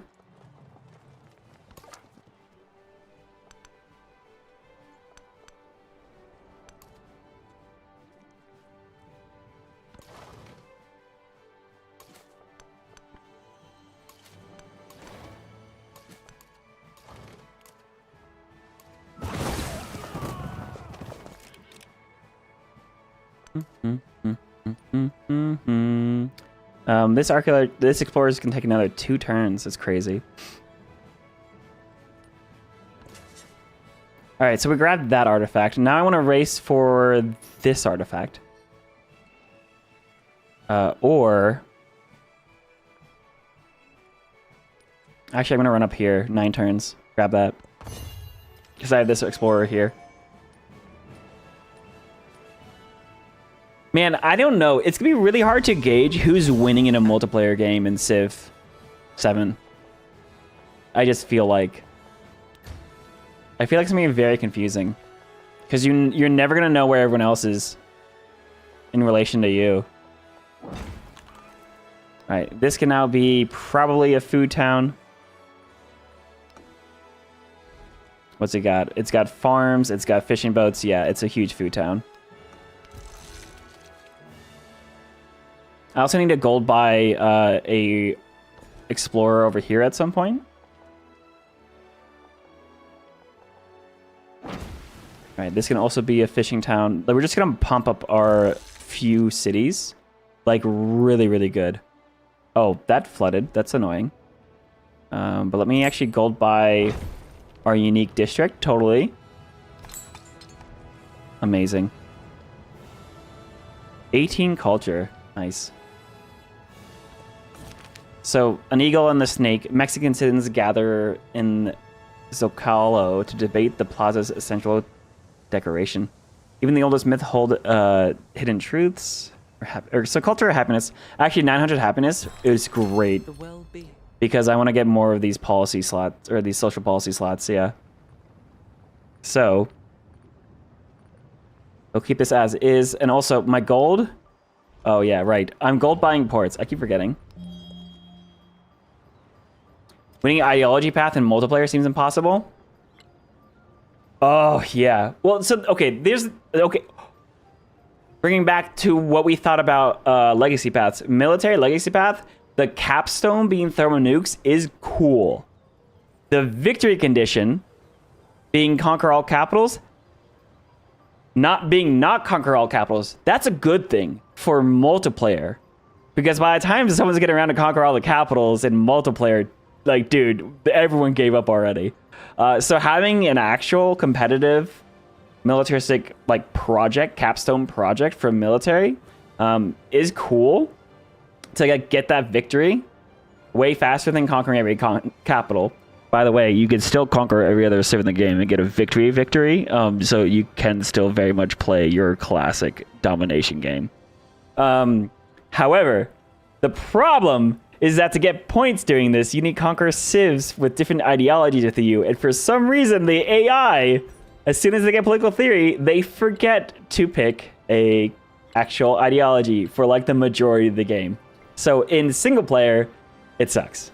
In multiplayer, it might work because players might go here, but at the same time, there's going to be that mind game of, like, which one do I pick or where do I switch or this or that, depending on what my neighbors are doing. Also, the second you go fascism, everyone's gonna be like, all right, you're going to war. Actually, that's not true. Wait a second. Because fascism could also be good for economic victory. Right? Because it's basically a production boost to gold and production. And railways. So going fascism does not mean someone's going to attack you anymore. Interesting. But still, the meta of just not picking ideology would make it really hard. All right, let's go up to electricity so I can get laboratories and stock exchanges.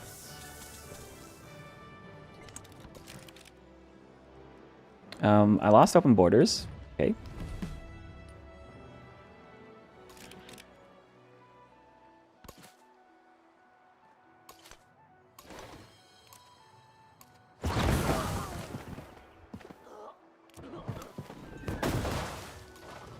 Am I getting any promotions here? Oh, it's gonna be a while. Okay. But yeah, I agree. I think certain victory conditions can be very hard in multiplayer. Economic is gonna be very hard because of the fact that the World Banker still takes a turn to move to each capital, and online speed does not increase that. I think military is gonna be very hard because it's just very aggressive, and ideological points are gonna be hard to get. Science is probably gonna be one of the go-tos. Culture is gonna be one of the go-tos. Between those two. Probably, I mean, in Civ 6, science was the go-to because you could be conquered very easily if you didn't have a tech advantage. Tech advantage means a lot less now in Civ 7, which means, like, maybe culture victory would happen a lot more in Civ 7. We'll have to see. 1,000 gold per turn, though.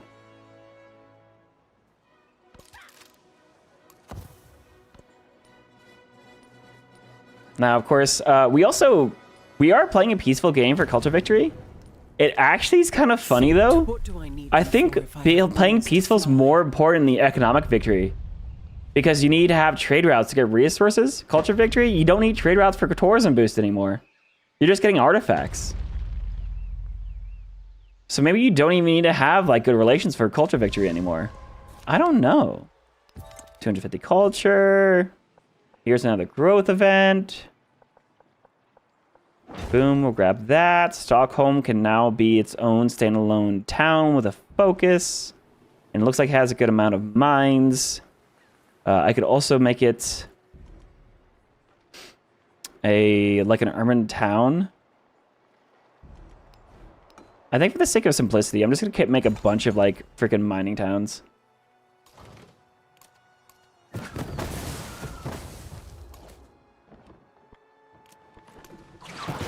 Oh, the +1 range meant I could attack there. All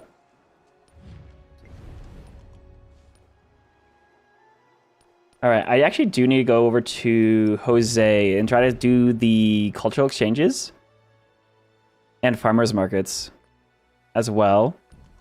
It's not all about city-states right now, but I mean, it kind of is all about city-states early on, I think. All right, cool. So we got our own wonder. Gain an artifact. Bam. A silver coin. All right, let me get... I'm going to start building ports, because those are important.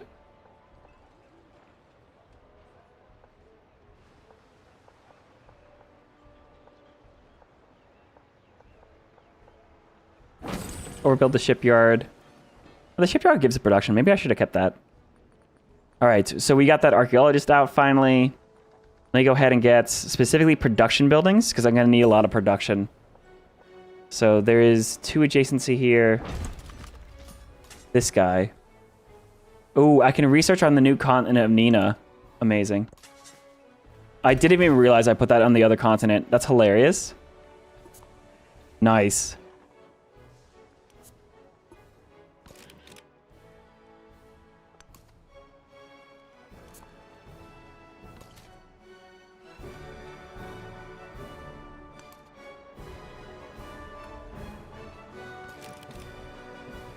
Obviously, we could be doing a ton of warfare this game. I think it's just gonna take the game and make it last 10 times longer, though. All right, so we got some gold. Oh man, I almost want to make Carthage a city just to bam like one more wonder in it for the lake stuff. Cause like look at the fishing boats in Carthage, it's amazing. The beauty of Electricity is unlocked. Nice. All right. Carthage. Actually, Carthage could buy its own port. 5 gold. Oh yeah, dude. With the shipyard, nice.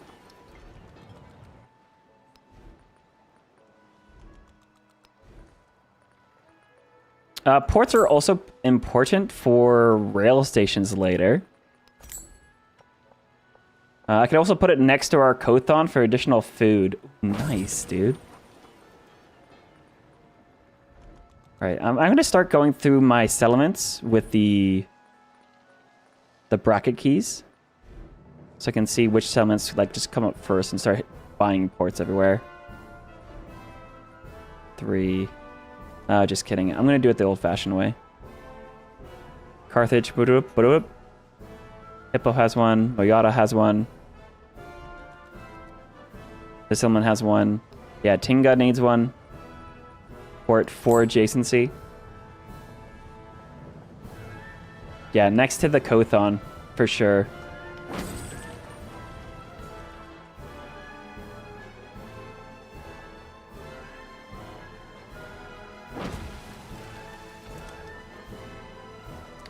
This settlement can actually start focusing on its adjacent... actually, no. Let's keep getting production.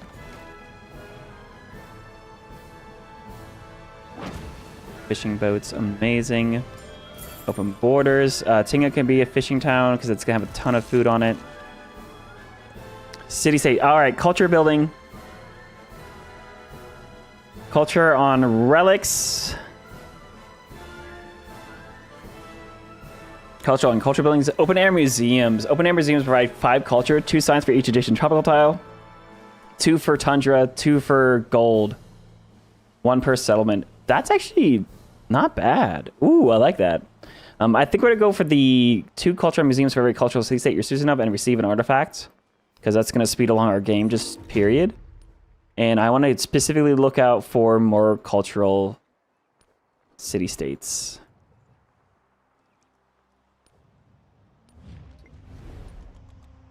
Though I think that's the only one I know about. I just wanted to grab that artifact before I couldn't get it later. I need to keep exploring up this way. Ooh, espionage. Harry Tubman performs steal government secrets. Oh, I could be doing espionage.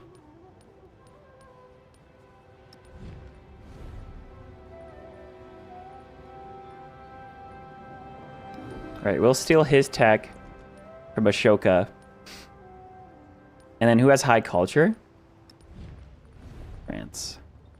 Steal government secrets. And then I'm going to go back here. Oh, okay. That's all my influence. Technology-wise, let's go to radio. Or the mastery of electricity. Gold and science on gold and science buildings. There's also the Venetian Arsenal Wonder. Oh, industrialization we got. Oh, mastering industrialization is 82 production for me. Production on mines and woodcutters immediately. We'll hit the culture boost again. Maybe 6 influence is actually pretty good here. All right, research required. Oh boy, yeah, they're up there. Nice.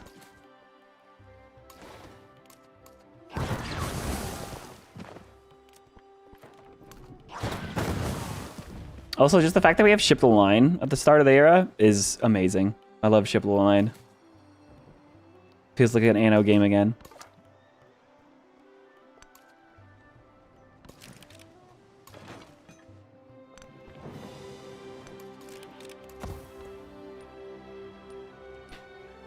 $1,000 happiness per turn, 1,500 culture per turn, 1,100 gold per turn. Dude, our yields are insane. Alright, let's grow this tile. Boom. And then we're going to make another I need to know which of these towns are going to be factory towns. This is going to be a factory town.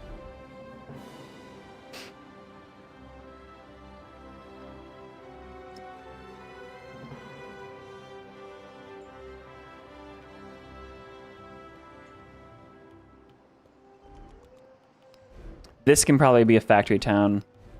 53 production, yeah.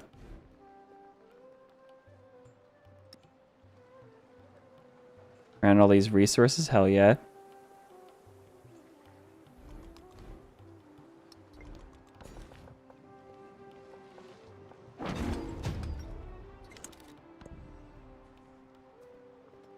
Harriet Tubman's also stealing tech.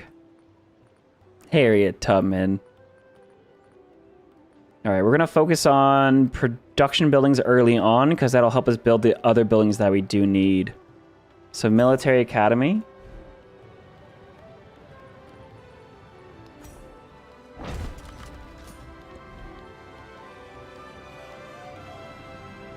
This settlement needs an ironworks really badly.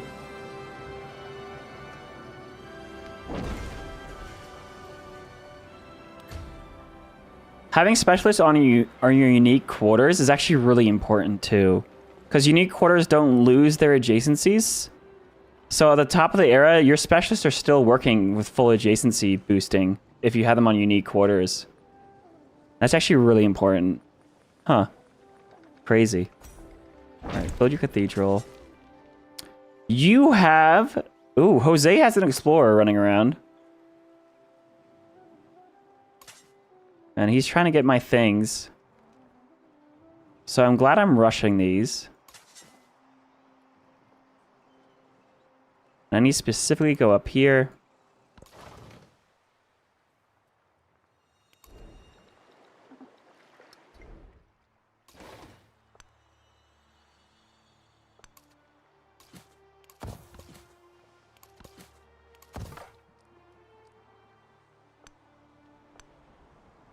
Where's that city-state at, I wonder? Must be right there, then.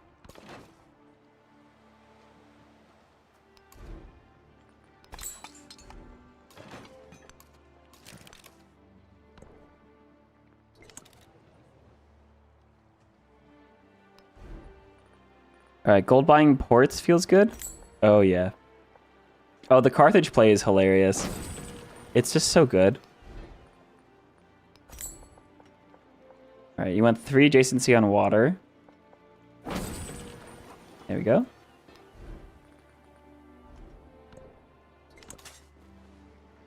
Alright, here's another explorer. I can always get the natural wonder ones later, so I want to go for these other more contested ones.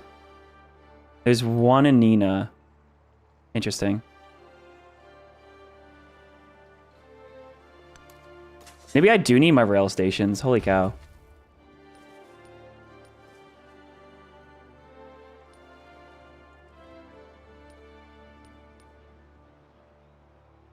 So culture victory is going to be one of those victory conditions that if no one else goes for our artifacts and you can just like get all of them, it's going to make it go very fast. So it's very important that people actually pay attention to contest it in multiplayer, I guess. That is interesting.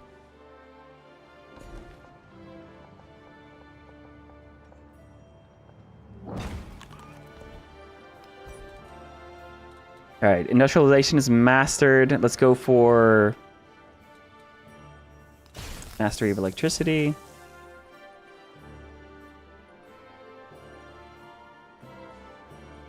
Here's another port I can build.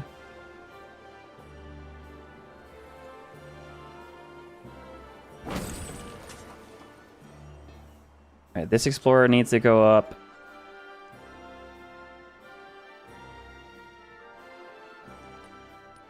Yeah, Terra Australis has no more artifacts already, because, well, I grabbed both of them, that's why. Nina has the 1.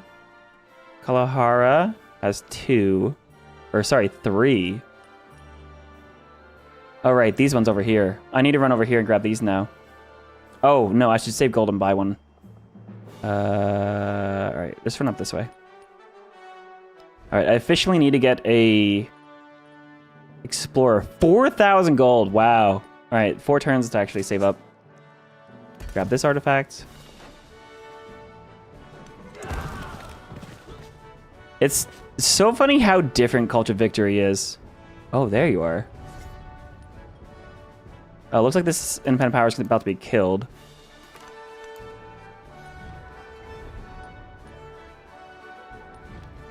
I'm gonna grab Candy on my side.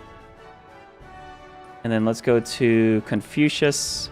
Let's ask him for food with our farmer's market. Nice.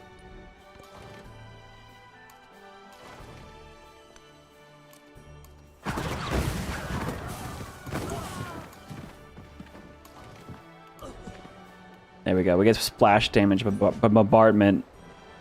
Heroic assault. +1 movement for naval units. Commander radius. Let's go movement this time.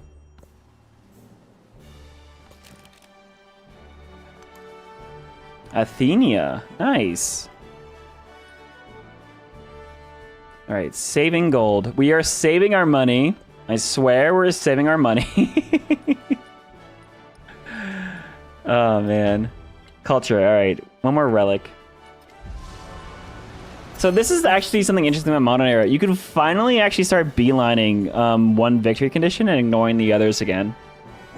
Because you can't really do that in the other eras. You don't have to do every legacy path, but you're rewarded for doing as many as you can. All right, culture on our side, fantastic. Culture on artifacts, culture on culture buildings. Let's do culture on artifacts. We're rushing artifacts. That's gonna be a lot of culture. Sweet. Oh, and that's hegemony. Explorers can now research artifacts since antiquity. That's actually a big deal. That's a very big deal. Brandenburg Gate. Interesting. Capitalism.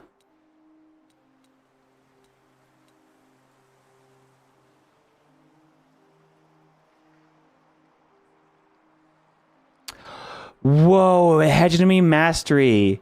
Shengde Mountain Resorts. 5% culture for every civilization for which you have a trade route. Oh my god. That sounds amazing.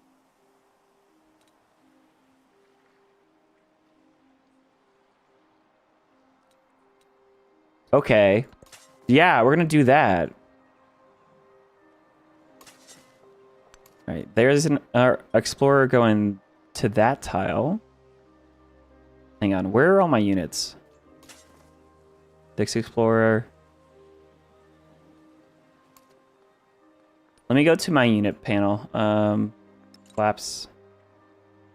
Oh, geez. All right, I have 5 explorers. You are the one going here, maybe? No, you the one I told to go up there. All right.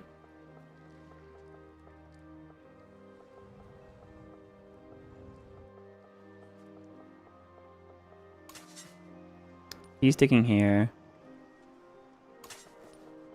Hang on. Oh, I have one right there. Okay, sorry. This explorer is grabbing this artifact. This explorer. I'm grabbing the 2 artifacts that are on already. Nina is accounted for via this guy. You're counted here on Kalaharia. And the other 2, I'll be buying an archaeologist for. So this guy can actually go ahead and either go to a natural wonder, or he can research to find the other artifacts.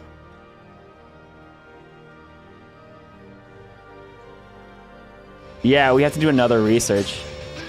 Yo, welcome in. Secrets of the Forgotten, welcome in, guys. We're playing some Civilization 7.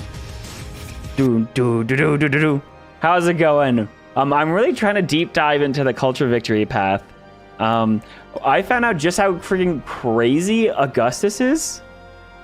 Because the culture building, you can purchase culture buildings in towns. Sounds so unassuming. It just means you have so much culture throughout the entire game. We have 1,500 culture, but not only that, we're playing Mexico. you can buy culture buildings in towns. And with Augustus, you don't want to have a ton of cities. You want to have a ton of towns, which usually means you don't have a lot of culture, but you can buy culture buildings. So you have a lot of culture. You don't have a lot of the other yields, but you have a lot of culture always. But if your civ has cultural unique buildings, you can still buy its unique district in your towns, not just your cities. So we started with Carthage, which can also buy its unique Kothon district in towns. We went Abbasid, got a bunch of yields from that, but now we're Mexico, which can also just get these in every single town. It's crazy. That's crazy. Yeah, I think Augustus, he's a very general civ, like most Romes are. He is such a good culture victory leader, though. Holy cow. 2 production in every capital for every town means he can spam wonders in antiquity like no one else. Even better than Egypt, right? I had 7 wonders in Carthage easily.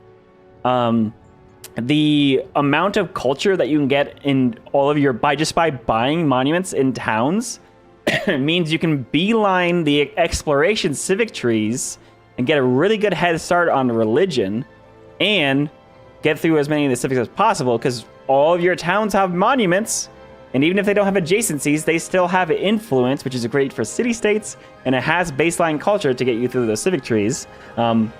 We played with Abbasid here, which had crazy science to boot on top of it. And then in modern era, you can still buy culture buildings, which means I literally bought a museum here and an explorer. So the explorer could research on the museum that I bought in the town and then run over to the artifacts from colonies. It's so good. He's so good at culture victory. Holy cow.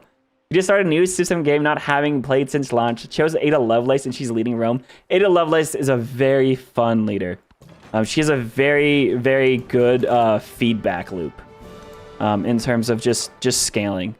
Just scaling really, really good. So, but yeah, secrets. Thanks for coming. I'll give you,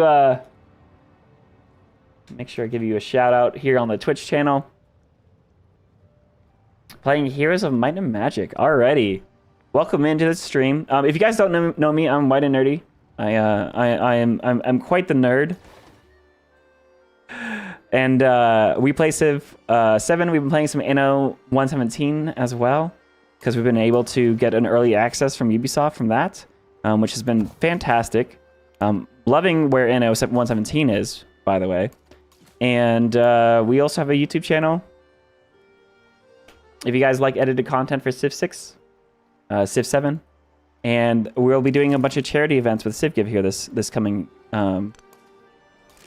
holiday season as well. So feel free to stick around, follow, and yeah, I'm kind of a nerd. We do deep dives here. You haven't played Anno since 1440? I have not played 1440. Going hard on science? Absolutely. Yeah, fantastic. Fantastic.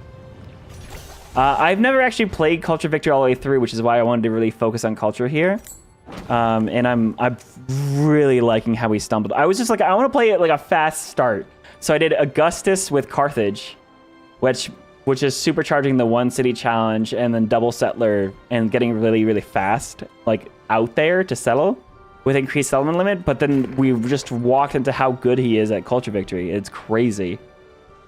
You're addicted to 1440? I'm still addicted to 1800. My girlfriend and I were playing it last night till 2 a.m. It was hilarious. I told my girlfriend, like, hey, you have to make sure that we get off at midnight. And she's like, I'm not letting you play this past midnight. And then it was midnight, and she was like, we have to get off. And I was like, oh, but let me do this one thing. And then she was like, okay. And then I did that one thing, and then I was like, all right, I'm done. And she's like, but I'm doing this one thing. And then we stayed and we kept playing. I thought it was hilarious. I thought it was so funny. Let's try to get our unique quarter built here. We're going to put this just straight between these two wonders. Actually, let me double check to see there's not any big wonders I'm leaving on the table. I mean, there are. Oxford University's still here. Improvements in the settlement get 50% yield? Hello? That's hilarious. Oh, 5 culture and gold for every city state you're Susan of is also very good. Hang on, where can I put that? Oh, it has to go up there, though. Oxford University is very good, but I build it every game, so I kind of want to leave it. Let me see. Adjacencies. Oh, shoot. I should be putting this on the Kothon. Yeah, there we go.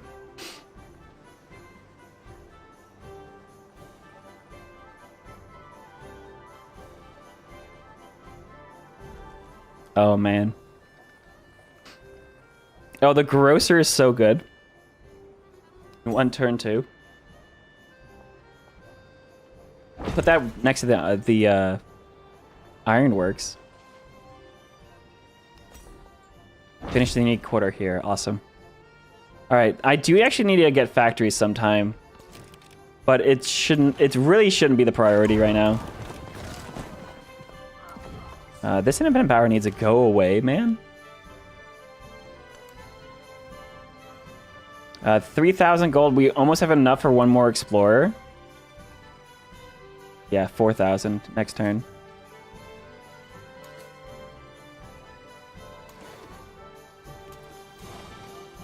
We need to pack all these guys up. We're gonna come down here and explore. Accept open borders, very nice. Confucius do a cultural exchange, thank you very much.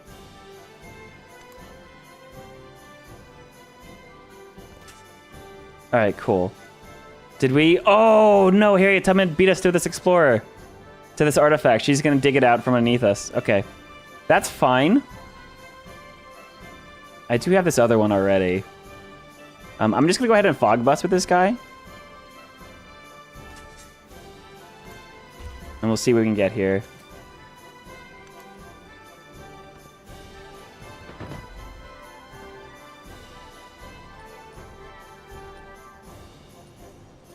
But yeah, Secrets, are you enjoying where Civ 7 is compared to where it was at launch? I think it's definitely had quite a few improvements since launch. All right, we had our first legacy milestone on the culture path. Very nice. Narrative choice, cultural attribute point, enter celebration. Very nice. Oh, nice. Yeah, 6 culture and gold for every city state you're student of is a very good card.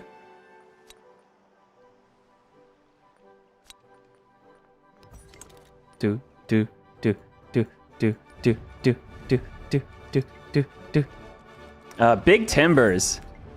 Big Timbers is a city-state. That's hilarious. Oh, the Comanche people. Oh. Nice, the Comanches are in Civ 7. Hell yeah. Alright, there's another artifact. Lamelo armor. Nice. Come over here. I'm rejecting all alliances. And I'm going to keep doing the cultural boost. We can do humanism or living standards is actually really good.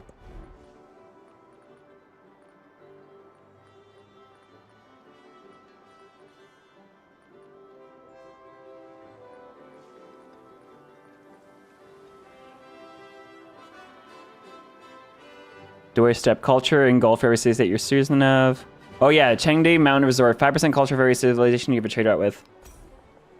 Huge. Oh, Mexico is about to be so big.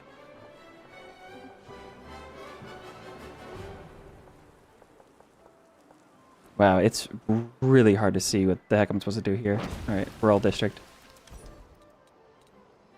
Alrighty. I think it's time we pick up democracy. Or actually, do we finish being Mexico? No, I think it's okay. We'll pick up democracy. Cultural path.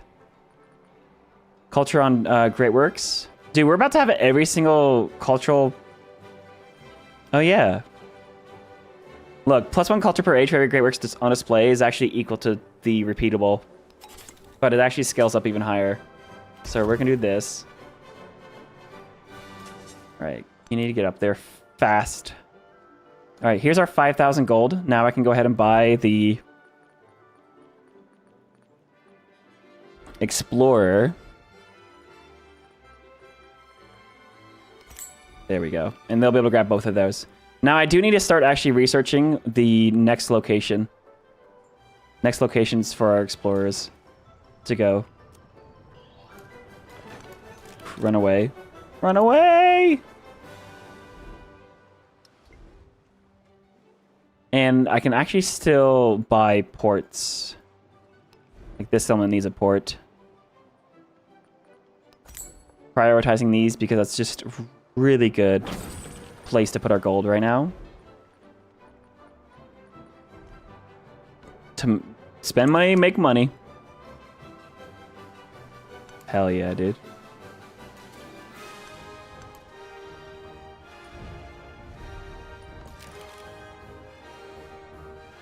Oh, he kicked me out of the borders.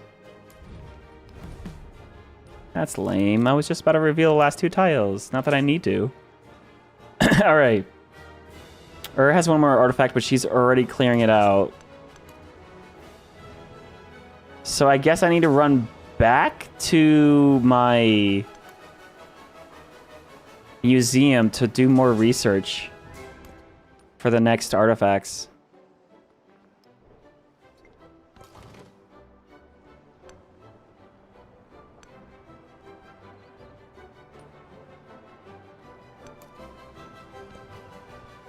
Dun dun dun dun. Reinforcements arriving, eh? So I've been trading with Jose, with Pachacuti. I have one with Harriet Tubman. I don't have one with Ashoka. I have one with Charlemagne. I don't have one with Confucius. So maybe we should purchase a couple of quick merchants. 200 gold here.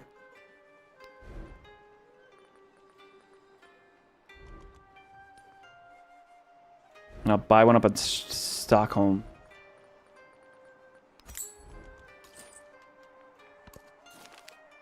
Alright, Candy's gonna give us some science.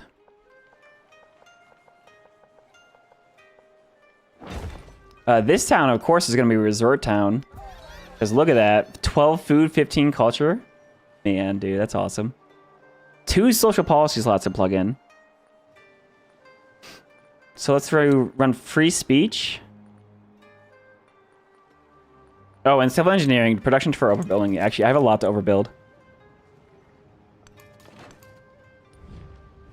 And maybe I should befriend Bukhara up here. Just so they stop attack. Oh, nice! Another cultural city-state. Maybe I'll go for them.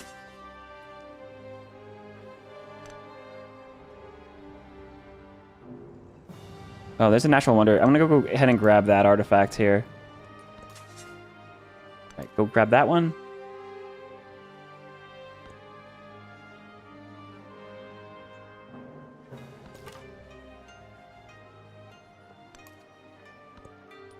So yeah, really exploring the entire map is very important in Culture Victory, it seems.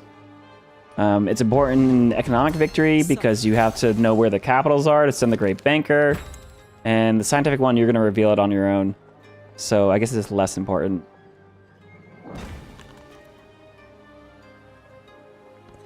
Espionage detected. That is fine. I don't even worry about counter-spying. I really don't. Ooh, let's master radio. Another cultural attribute point? Dude, we have every single cultural tree point, except for the alliance one. We'll do the repeatable instead. Diplomatic, we have 2 points here. Ooh, science and culture for city-states for Suzanov.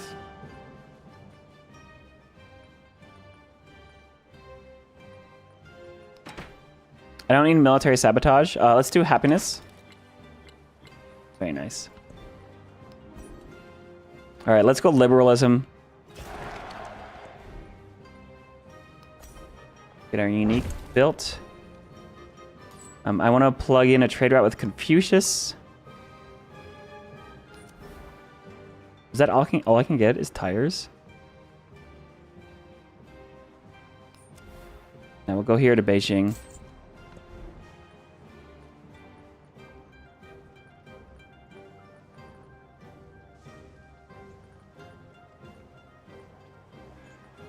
All right, let's build up the Opera House. I mean, that's such a good tile up here. I'll put it up there. And this needs to go down to Ashoka.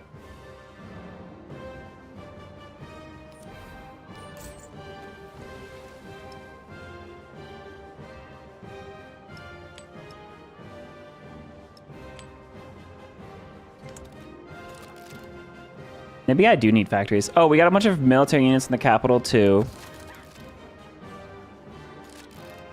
Because we discovered democracy. Nice.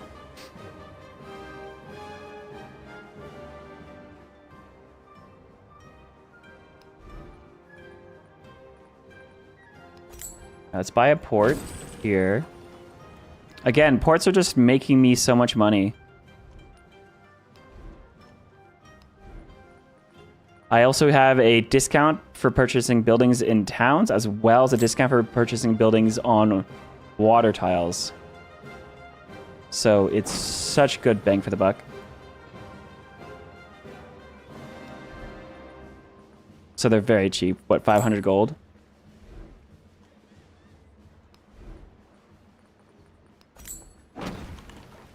Repair the wharf, buy a port.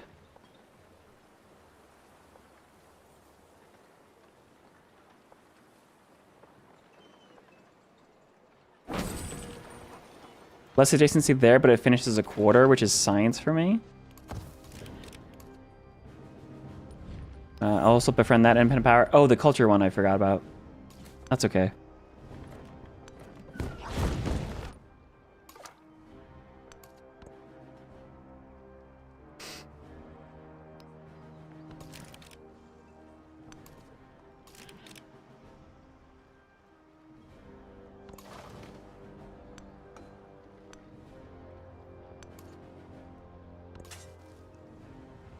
All right, let's grab an artifact from this tile. Very nice.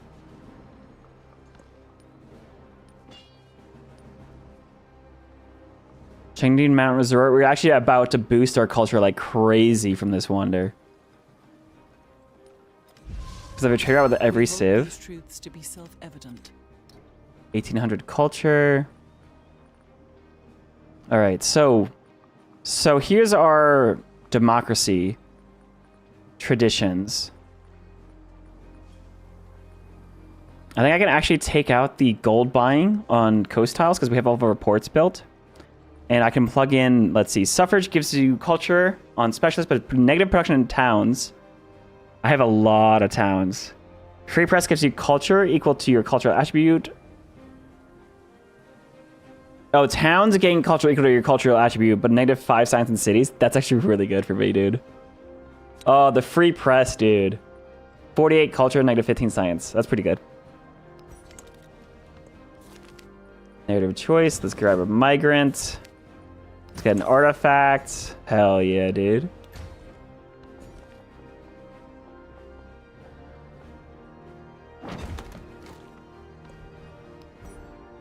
All right, and progressivism. Sweet. Now I can actually run over here and research on his own universities. That's actually really helpful. And I grabbed that artifact just in time, I think.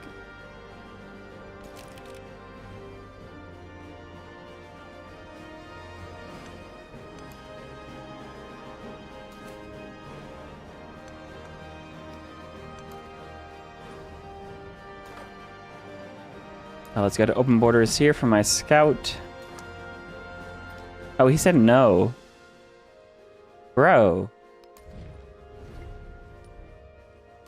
All right. Auto explore. Auto explore, buddy. Please. All right, yeah. Actually, this map is kind of cool. I'm not gonna lie. The map's pretty cool.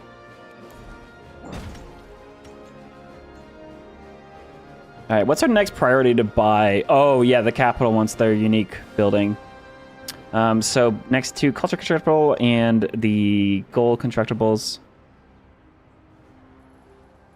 Here's your gold. Culture's over here. Oh, I still have the altar in this. That's hilarious.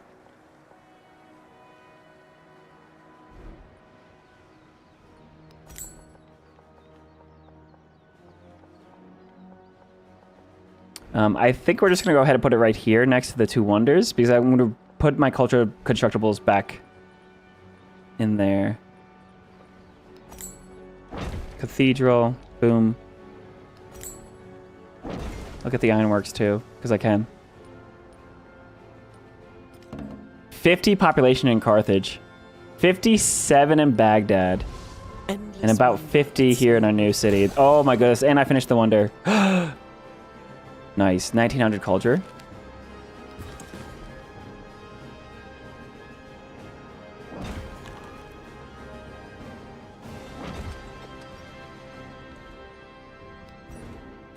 Fantastic. Let's just grab urbanization 2 while we're at it. The Eiffel Tower is unlocked. Culture and happiness on quarters in the city. Oh, baby. Hang on. Do I build that here or in Baghdad?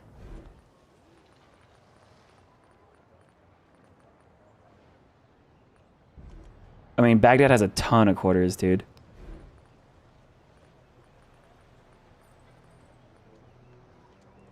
Oh, do I step culture and gold for every city-state you're Susan of? We're Susan of a lot of city-states, too.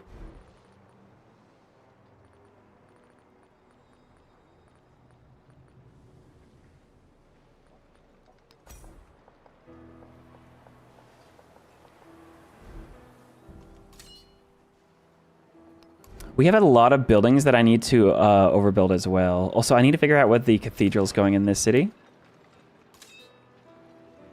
All right, let's quickly map out. Quickly map out Mexico. Trinidad to Mexico. Is that Mexico City, I believe?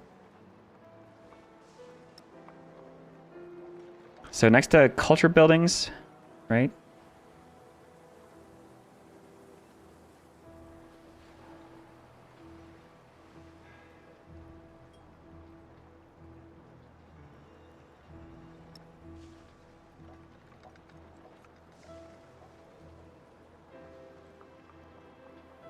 Two adjacency here.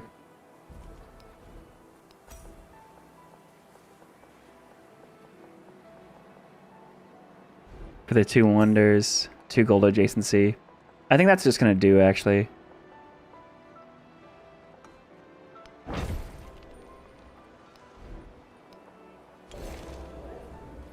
So you can build those.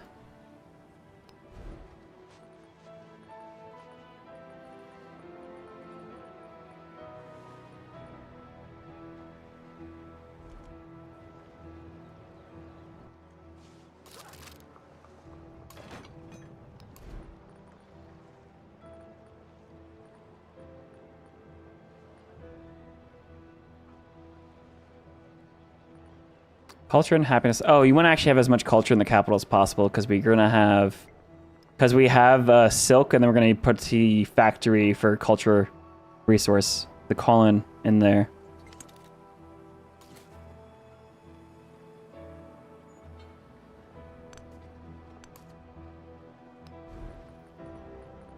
Which means I'm gonna want to put the, so if we have those buildings here, then the Eiffel Tower. I might as well put somewhere that can boost other stuff too. I guess the dungeon I can boost. Or I could boost our unique stuff. Yeah. But we really should build the Eiffel Tower first.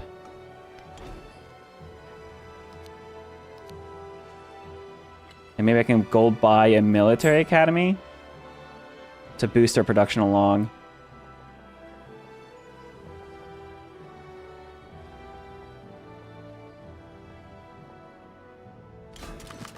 Like that. Nice.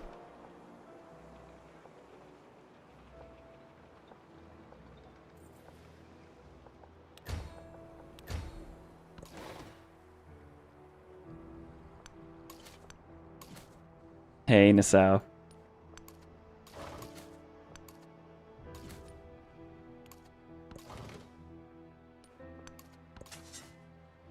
All right, that explorer's gonna start ticking here. It has both. It can take care of both of those probably. 2,000 culture, dude. Holy cow.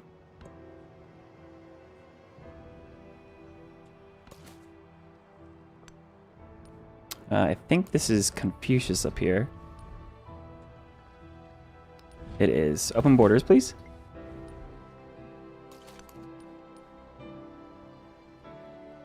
Hey, it looks like Jose picked fascism. So technically I could go to war with him if I want to get the ideological, militaristic domination points. Dude, these stats are crazy. The idea. And there we go. We avant-garde 2 culture and happiness on display. Great works. Production towards wonders 2. Oh my goodness. Please. Please. We actually can take the free press out for these. Avant-garde is just a good card with no penalty. And I'm going to take out... Wow, I need so many social policy slots right now.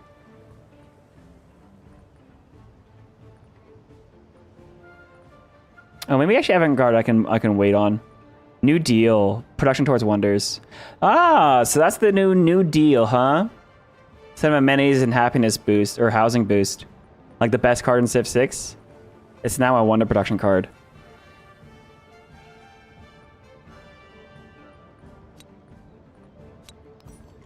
I'll take it. Alright, this town can grow. Boom. Oh, this town never got a focus. That's hilarious. Lots of mines, right? Mountains, too. I guess you can't boost the mountain yields from your town focus. Let's just grab a mining town. Research collaboration, we'll just accept. We don't need to support. Our science is amazing. Science on warehouse buildings. Oh my goodness. The Institute. Science. Plus 2 science on adjacent wet or vegetated terrain. Nice. All right, we'll just do the warehouse science boost. And yeah, we finished democracy. We have finished democracy, boys. We'll finish becoming Mexican, and then we'll finish the full modern civic tree. All right, avant-garde's back in. Radio stations give influence. Rail stations could be useful. Yeah, I think rail stations are actually probably should be a priority. Let me see. Oh, I just want to max out my adjacency on this tile. I want to remove my kiln. So I'm going to put down a city park. Or a department store. Department store is more expensive, takes twice as many turns, but has a higher base happiness yield. So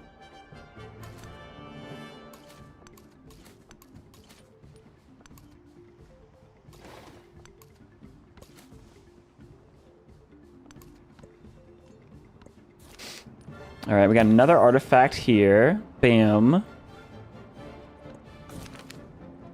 Ooh, Abbasid's legacy. The Institute of Abbasid history is in a sorry state. Run down and underfunded. Oh, right. We need to overbuild because you can get artifacts that way, too. It struggles to get its message commemorating Abbasid legacy to the public. We're all Abbasid, 450 science, or the people have moved on. 3 science on science buildings. I actually like the 3 science on science because it just makes your science number go bigger, and that's the only reason why I want it.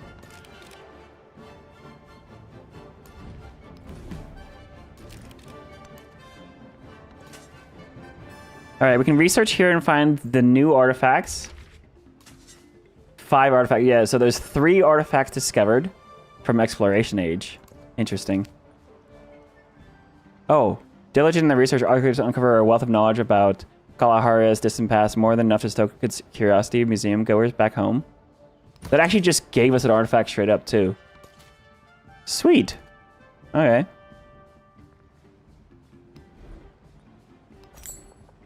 All right, let's get the full unique quarter built. We have a lot of traditions we're running. 2,000 culture per turn on turn 23 and 2,000 culture per turn. Oh my god. Holy cow.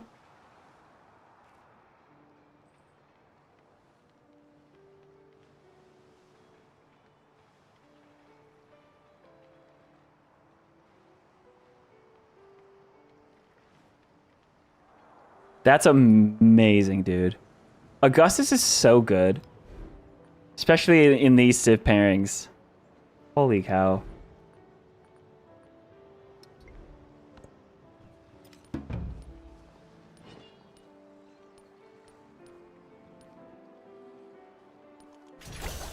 The tower can live on itself. Oh, we built the Eiffel Tower already. Dream there, eat there, observe there, understand there. One can feel oneself cut off. Bro, Eiffel Tower. Oh man, could you imagine if the Eiffel Tower is still an appeal wonder, and if it just make every single tile in your empire like high appeal, so you got happiness on every single roll tile? That sounds like a good, maybe not Eiffel Tower, but that sounds like a good wonder ability that it should implement. For me. For me, specifically. Ooh, cultural, economic, or thematic attribute points. Culture we've actually finished. Let me look at the attribute trees.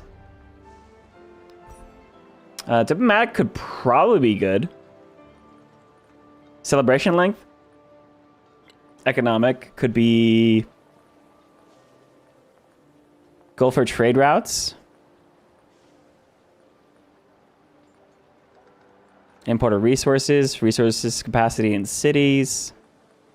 Nah.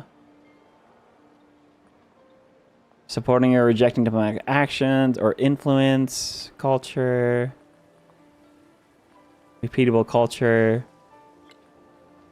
I don't know.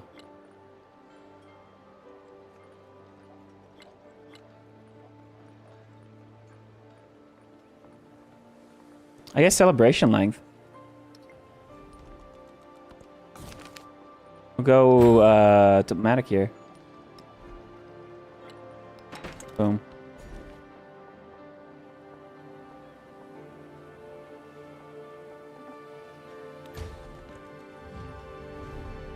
We can support our farmers market. 9 food in towns is actually a huge amount. We'll go combustion.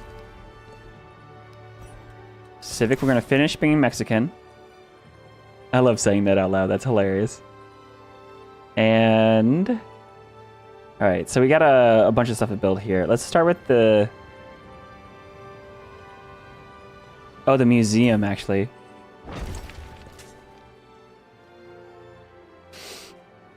Alright, so let's look at the Kalaharia artifacts and where they are. And I'm assuming... There's still those 2 here. Alright, there's one way out this way. There's one over here. Oh, yeah, this is why I wanted my settlements everywhere. Because now I can go ahead and buy an archaeologist out this way. Explorers. Oh, why aren't they called I wish they were still called archaeologists. Why are they called explorers? That is only moderately weird. Let's actually grab from this natural wonder, I think. There is the ability to research here on Nina. Oh, nice. The fact that you can use their buildings is hilarious and amazing.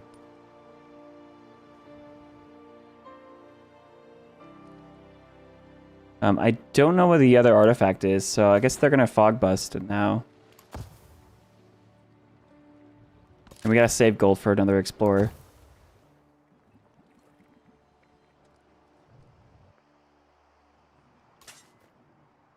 Alright, we can explore on again. Oh, that gave us another artifact. And then you found 3 more. One's there, one's here, one's there. Nice. It's safe to say that I got here before the other AI as well. Oh, and you just finished getting that artifact from the natural wonder. Now you can go grab the one right next to. Bro, so good.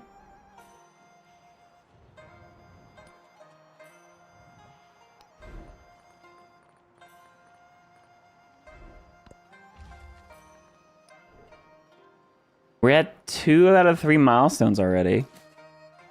I feel like we just started this game.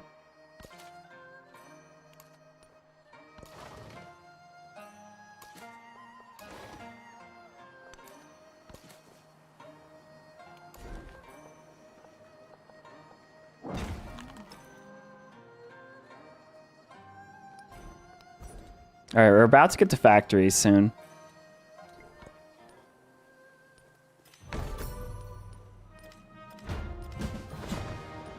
A war? Oh shoot! Oh shoot! Jose declared war on me. If I can't change your heart, I suppose I'm gonna have to take you out of the way. Okay, Harriet Tubman. How is that not a surprise war? Kailangang basagin ang sisidlan upang halimuyang ang bango. Kailangang pigtiin ang bato. All right, we're spending influence to. All right. I'm glad I have a huge army around Harriet Tubman. Then, holy cow. There's artifact. Grab this artifact. Does the show have a unique explorer? Crazy. All right. Hey, I have a whole army here. Nice.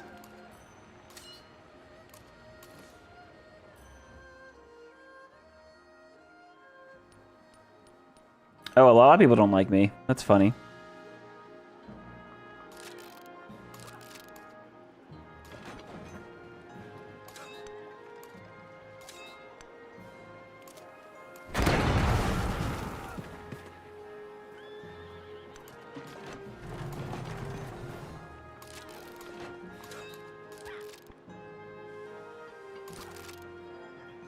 I guess we can do a little bit of flanking here. You'll see a little bit +2 flanking bonus. Nice. Ideology drives them mad. Yeah, that makes sense actually. Checks out. Also, totally agree on the gameplay decision to do that too. Food on warehouse buildings, +1 settlement limit. Oh, we have 20 settlement limit already. Holy cow. 4 food on food buildings, 140 food. Wow. All right. That sounds good to me. All right, so with democracy, we got a boost to, let's see, finest hour, 20% production towards training air units, 5 combat strength for air units in your own territory. I also have a boost to combat strength for land and naval units in friendly territory for every tradition slot in your government. Perfect. All right, we're going to take out New Deal for a bit, because we have to do, yeah, Cry of the Dollars. +1 common strength for every tradition. And then I need to plug every tradition card I can. So. Tradition. Land heritage might have to be pulled out. Cultural imperialism has to be pulled out. It's living standards. Guys, we might have to take a little dip on your living standards and your free speech for a little bit. While we wage this war. I hope you all understand.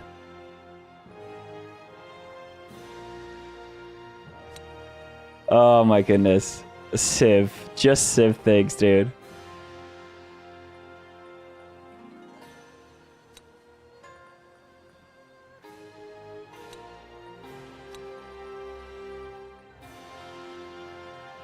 Alright, I can't plug in the finest hour yet.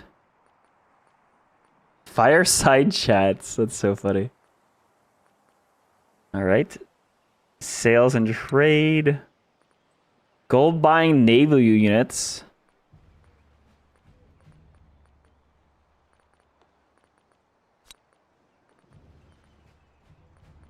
All right, and then let's see which two policy cards are really, really important for us.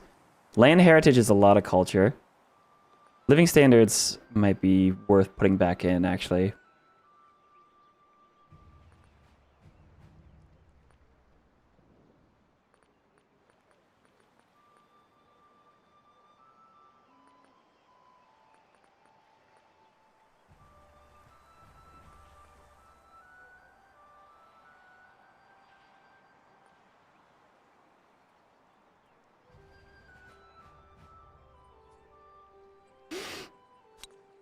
All right, we'll run these cards how they are. I really want that overbuilding card, though. But it is what it is. I'm not going to say no to all my stats. All right, we're going flight, then. We need to unlock planes. Democracy is finished. Mexico is finished. Let's go modern. Civics. Militarism. Units heal 10 hit points. 1 movement for armies and fleets. Oh, yo. The trench works. 3 combat strength for fortified units and districts. Oh, yeah, that's pretty damn good.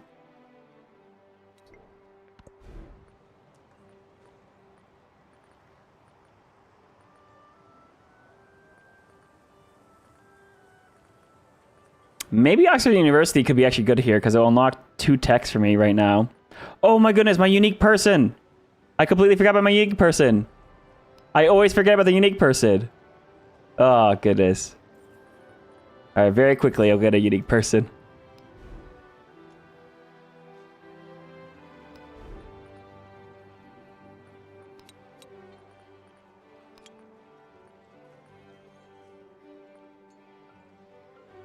Oh, I could totally build Oxford University in this city as well.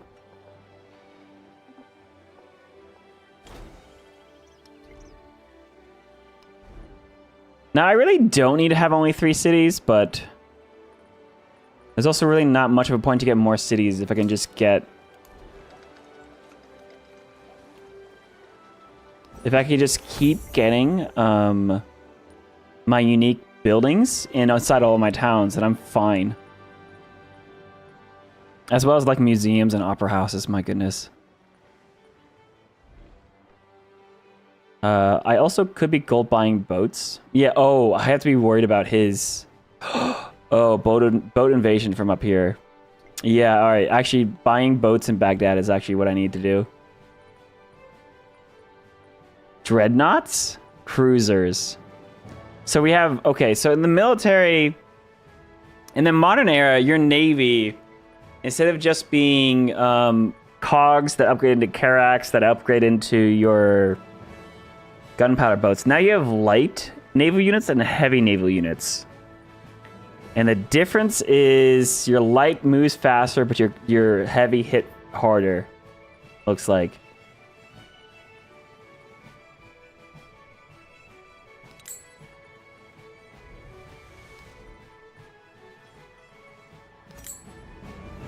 So we'll get some dreadnoughts down here. Also, Mexico will probably buy dreadnought as well.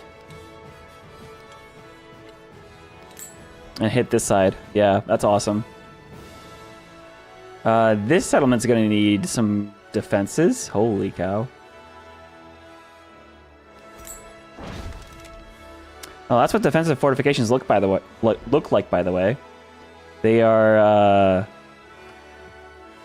still walls. Interesting.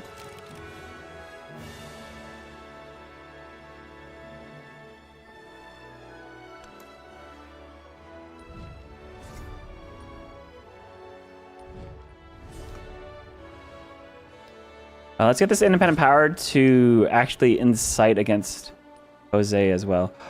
Oh, wow. This settlement is so dead.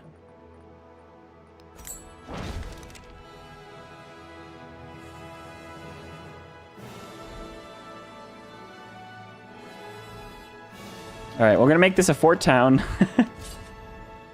We're going to try to buy units in their next turn, I guess. Holy cow.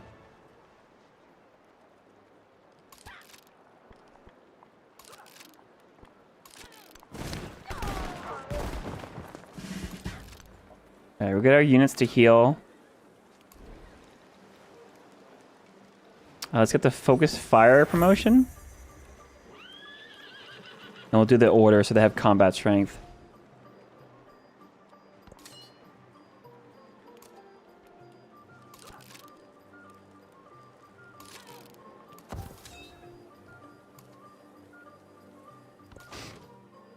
Alright, actually my boats are kind of all over the place now. I just told them to auto-explore, but now they can actually just go attack her.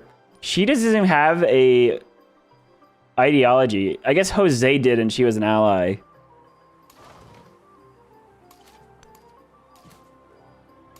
Let me get my boats all hooked back up together.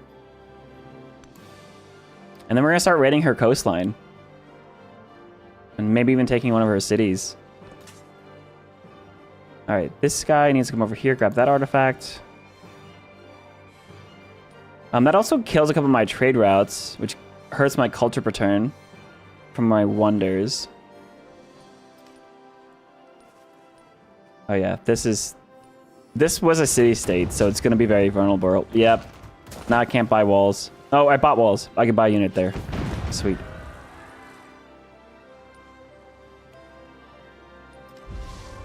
Peninsula was attacked by Meiji Japan.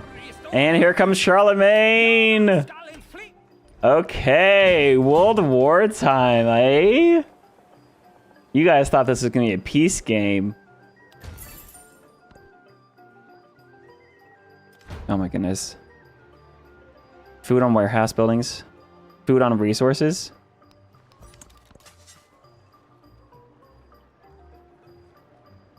Nina, I need to research here. So I can find, yeah, there's a lot of artifacts on Nina. Holy cow. And there's another one. Cultural path, we only need 3 more relics. Artifacts, I mean. I guess they saw I was gonna win. Alright, tier 2 field gun will purchase.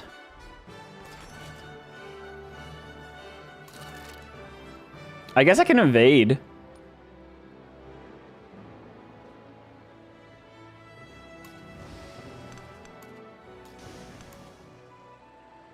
Do I fight defensively, or invade this?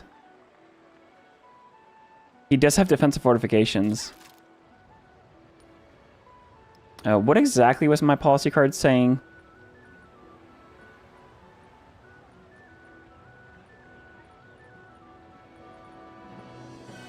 One combat strength for land and naval units in friendly territory for every tradition slotted. Alright, yeah, so we need to just be defensive.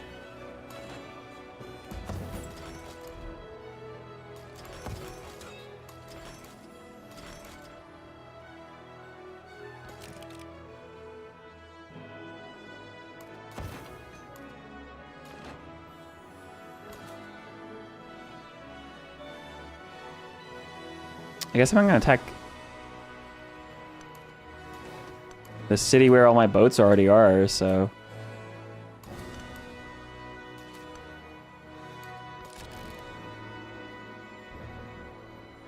Oh, all of these units need to be upgraded.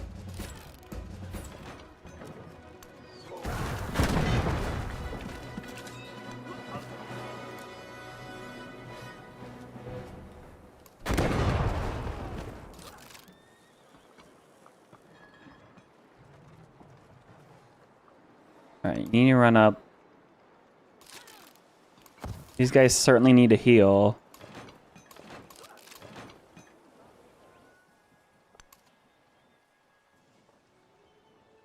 He's gonna explore over here.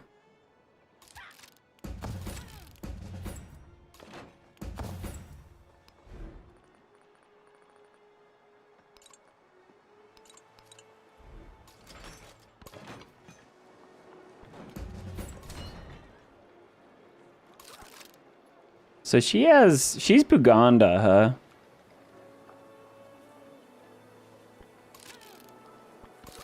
I don't want to fight into her territory. I need the combat strength on my own territory.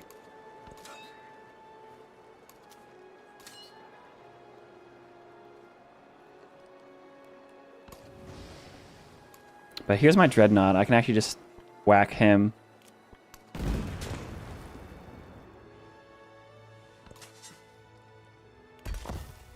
There's another artifact. So this is going to turn into us turtling, defending, and then building World's Fair after we get a couple more artifacts out. If I cannot the sound of... There's flight as well. Units heal 10 hit points. 1 movement for armies and fleets. Take out avant-garde for that. I need the healing.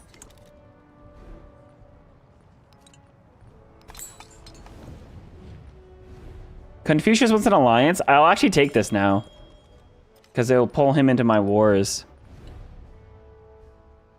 With I guess with Charlemagne, he's going to war.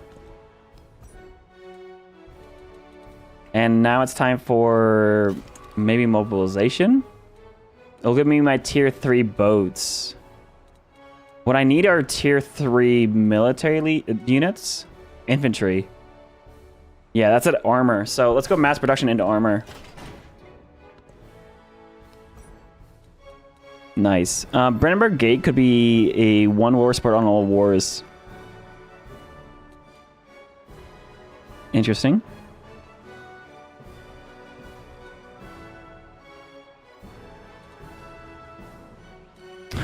There is a diplomatic and espionage action called Spread Rumors of Fake Artifacts. Remove all yields from the target civilization's displayed artifacts. Oh my god, that's hilarious.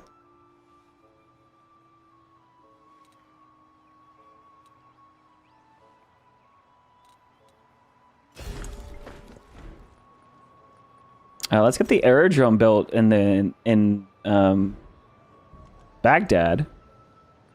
That could be useful.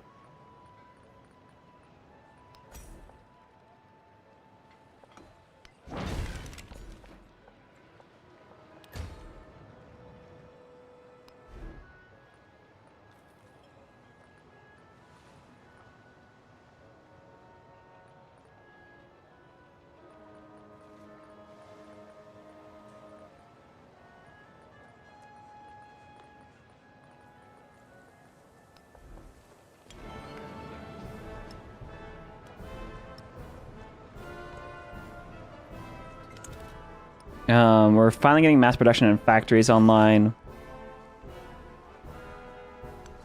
I'm going to step so I can buy a new unit, new field gun. Still shoot that unit. Nice.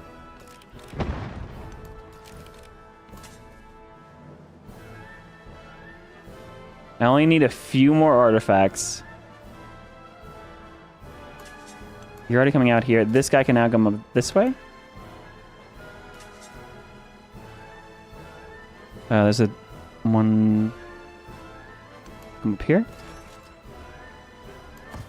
Alright, here's our unique unit. Activate on palace to immediately trigger a celebration. Nice, dude.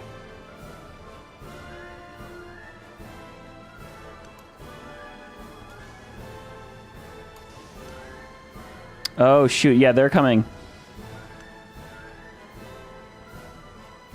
Engaging with siege units over the water. Think I wouldn't see. I guess I should buy some defensive fortifications over here. Alright, Harriet Tubman, you asked for this.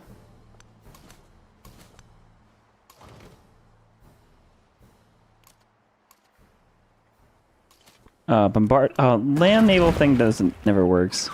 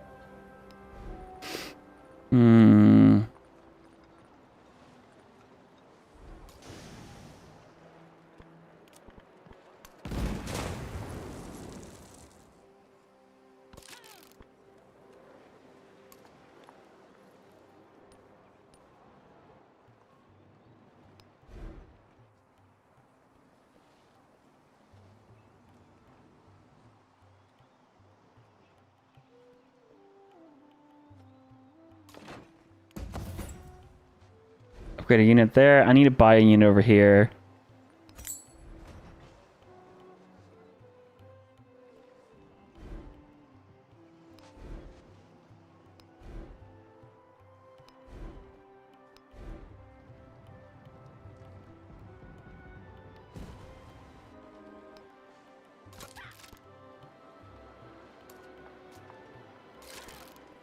I guess we'll kill that unit so this guy can live. And here, grab another artifact. I think we're digging up at least 2 artifacts right now. If not 3. So World's Fair is going to be unlocked here very shortly. I do appreciate the AI are trying to attack me to stop it, though. They saw 2,200 culture per turn. They're like, what?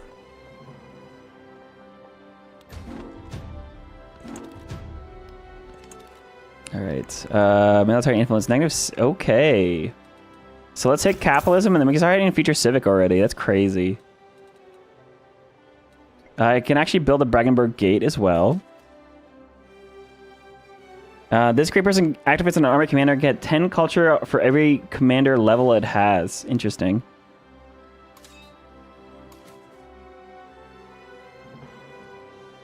Come down there. There's 40 culture for you.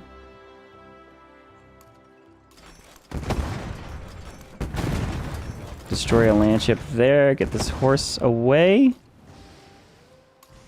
Well, land ship has landed.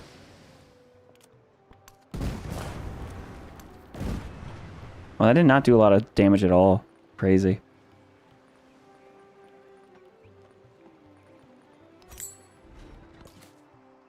I do have to spend all my gold on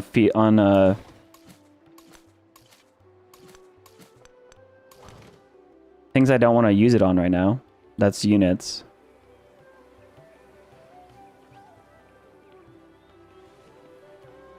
So I can't do focus fire against a land tile? Just kidding, I can. It didn't do it with this guy, though. I don't know what bug that is, but it's interesting. Let's go for the... This one's sight. Maybe engagement tree? Naval units with the commander radius take half reciprocal damage when flanking. 3 combat strength for naval units within commander radius when defending. Attacking. Let's go engagement tree.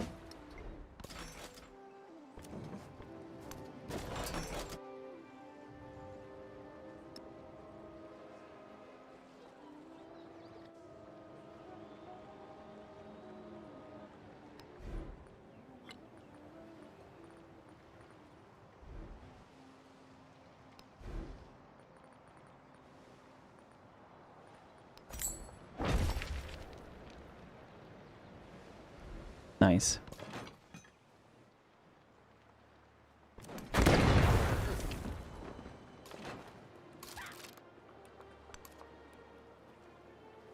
Alright, they're trying to come through here.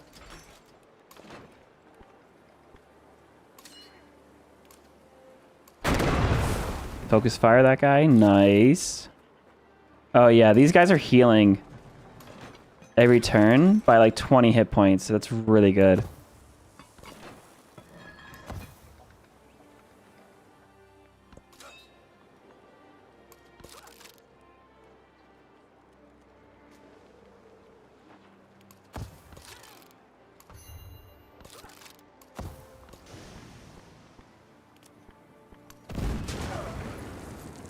Dreadnoughts just taking them out here.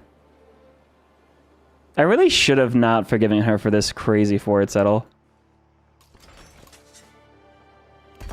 Alright, that's definitely 3 artifacts that are currently on the way.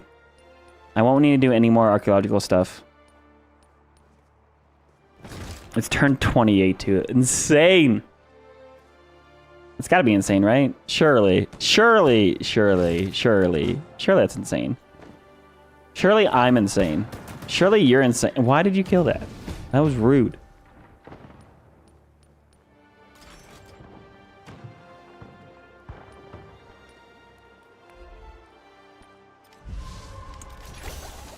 Alright, we now have factories. There's an artifact.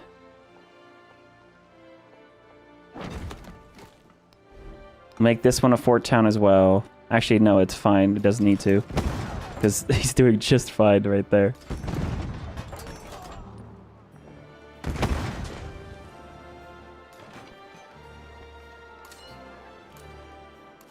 Focus fire there. Nice. Oh yeah, that guy healed almost all the way already.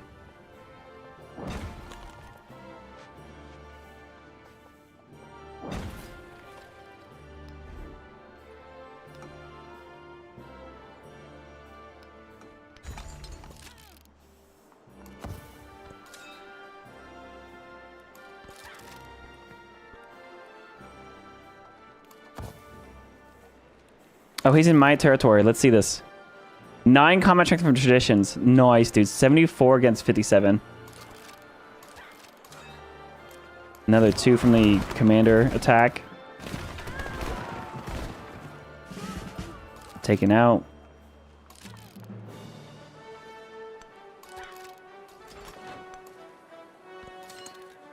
Army commander promotion. Nice. Through the leadership tree. Now I can go ahead and hit either assault or the bastion.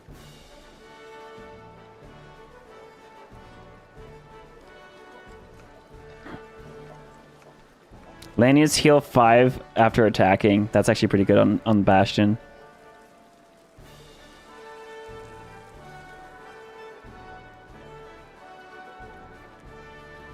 Assault could push forward though.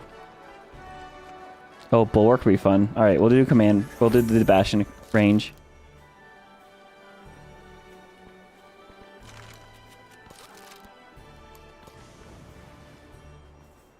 What is that?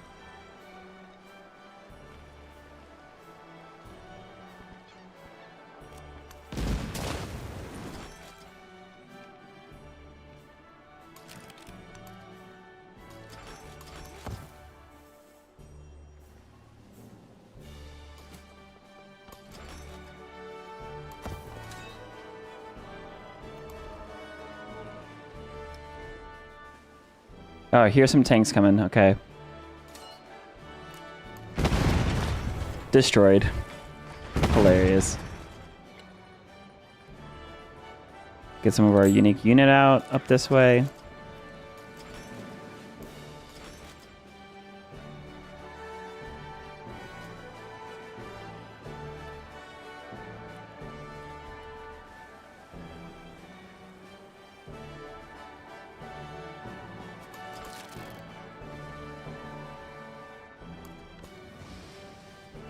Holy cow, he almost sunk my ship? With what? Oh, the siege unit. Okay. Alright, that artifact's grabbed. There's one.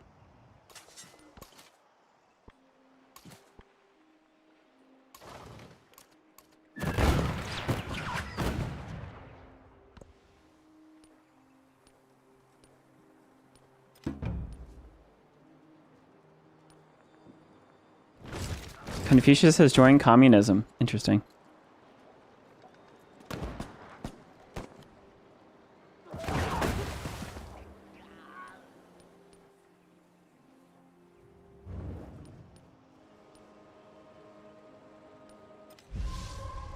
It is not from the Benet.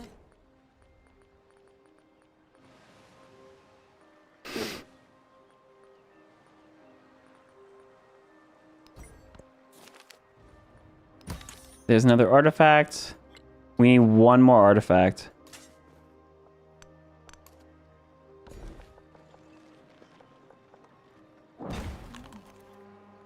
Let me also see where I can get factories.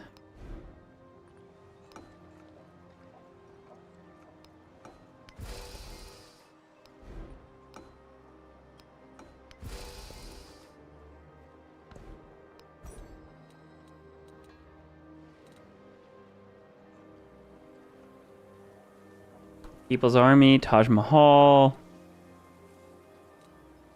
Maybe I should do some espionage against Harriet Tubman. Military infiltration. That's not going to quite work. You never tried. Can you switch ideologies? I believe so. I don't see why not.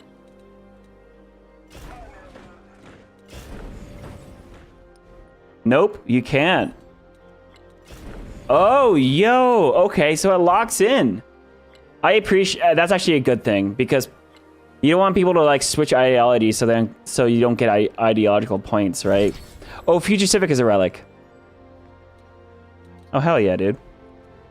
All right, so revolution. We can get influence towards initiating diplomatic actions for 7 turns or training military. I don't really want to train military, to be honest. I think we're doing just fine holding them off. If there's a wonder production one, I would go for that.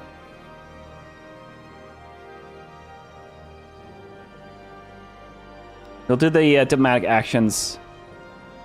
And then I need to plug in the wonder card again. New Deal. Oh, New Deal. Yeah, New Deal is like going to be super important for Culture Victory. For building out that last wonder. So we can do military infiltration. I'll do that on Harriet Tubman.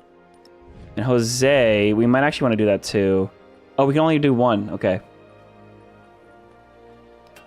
I'm just going to add a combat strength to me then.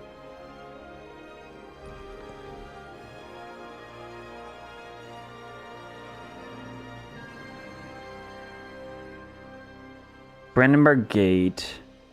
Oh no, we need to build a World's Fair in Mexico City. So let's very quickly... we could build an aerodrome for production and for military, purposes, so... We'll do that. Ooh, overbuilding. We got an artifact. Pay him! Okay, sweet. Overbuilding for the win. I can now already go for World's Fair.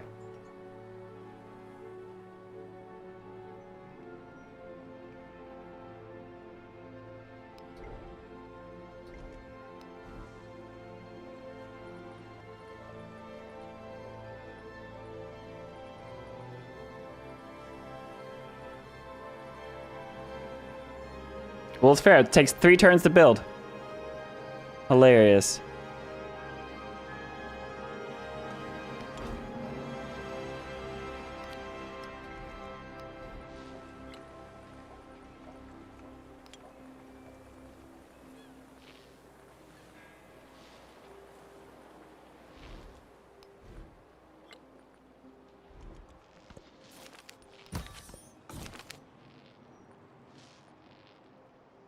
Ooh, growlable man. As the bog water drains, something twisted and black tumbles out. A body. Its hair, clothes, skin, fingernails have all turned the color of the bog. An archaeological treasure or a victim of a murder. Wow, there's a story. There's a whole story behind this, but I think I just need... I don't think I can follow the story. We only got 3 turns left. Just grab the happiness and run. Oh my goodness, 5 specialists in a city is crazy. Also, I still have not run the factories yet. So... How expensive is a factory? Oh, I need the rail stations first. Right.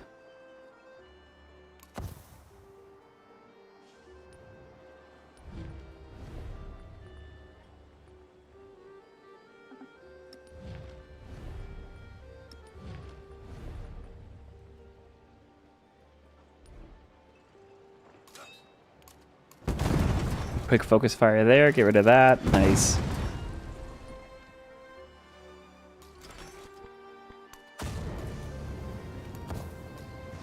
Oh, that Dreadnough's taking a lot of damage.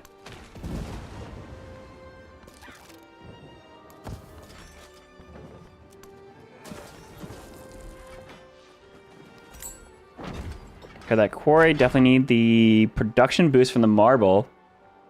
So we have, what, 2 marble, that's 20% of production towards wonders. And that's it. Okay, cool.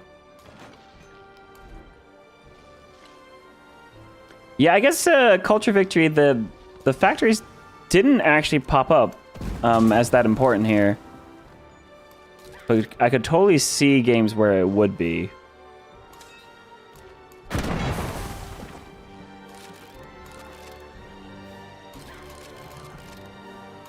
Oh, hello.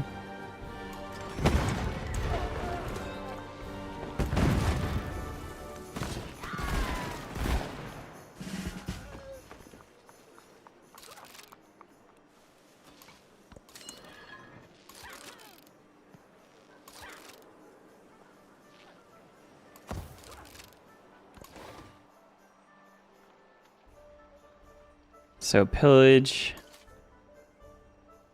Postal raid, pillage. 180 gold. Pillaging really is not that much.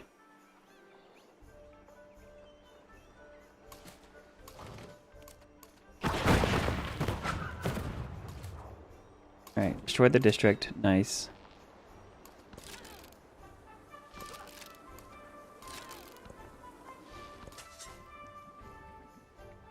Don't need that artifact anymore.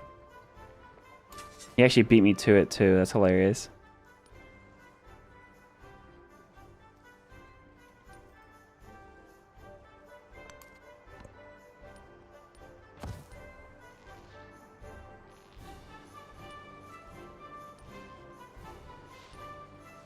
Turn 30. Wow, we're real close. We're real close, guys.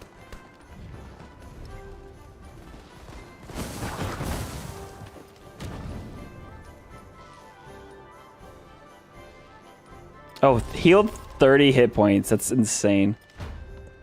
Narrative choice. Migrant.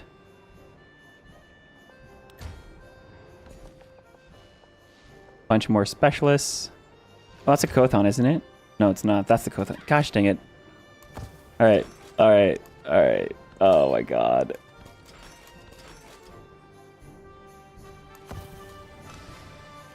Alright, Dreadnought needs to heal. We can actually take this city.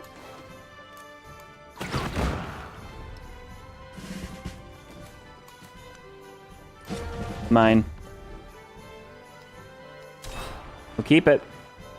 This is what you've done. Now they can upgrade to Dreadnoughts and attack another island. That's hilarious.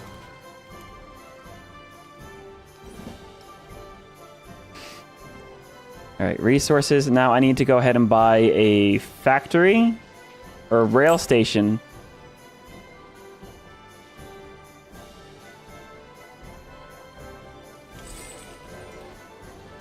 Then next time I can buy a factory. It's not going to matter, but it would be fun.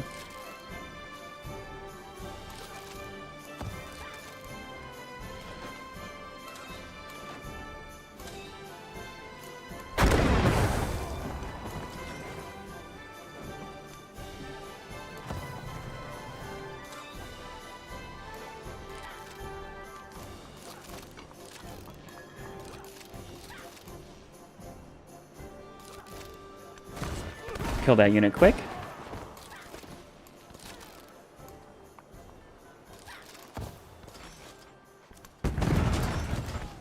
Don't kill my ivory, dude.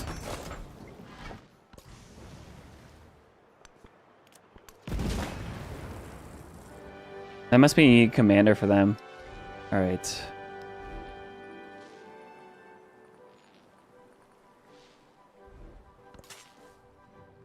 Aha! I got to that artifact first. Screw everybody else. Legacy ones. We have 15 artifacts. The next has 2. Oh, okay. Look at this.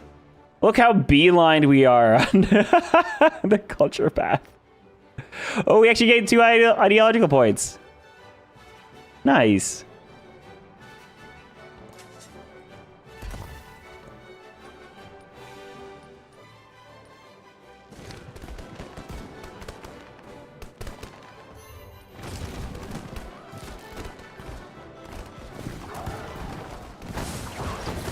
Ah, we lost a unit.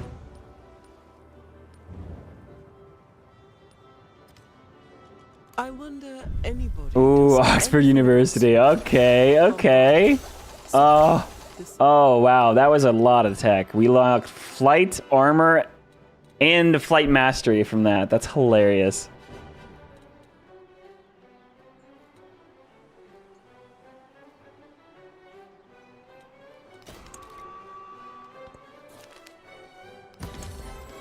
There's another artifact. Wildcard attribute point 2. I could do military, just grab the 1 war support. Oh, here, science on the specialist. 1,000 science per turn. Amazing. And then I guess we just need these rail stations everywhere. I mean, I say as we're winning next turn, I think.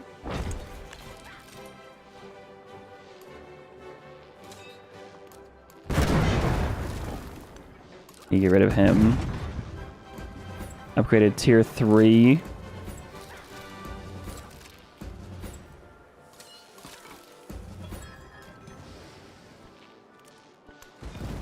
Dreadnought against the ship of line. Not gonna go well for you, bud. Oh yeah, and then I wanted to buy a factory. And I just spent that money. Amazing.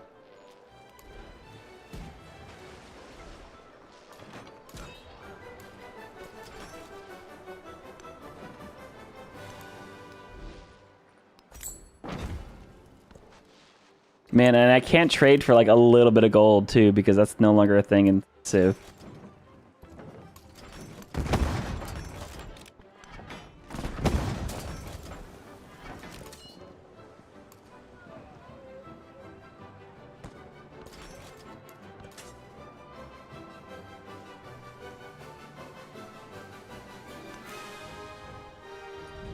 I completely forgot about the other cultural city-state too. That's too funny.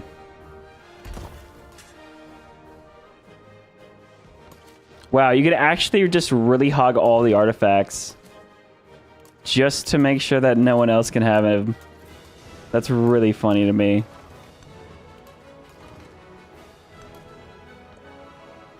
Oh, the armada of dreadnoughts. I never got to planes too.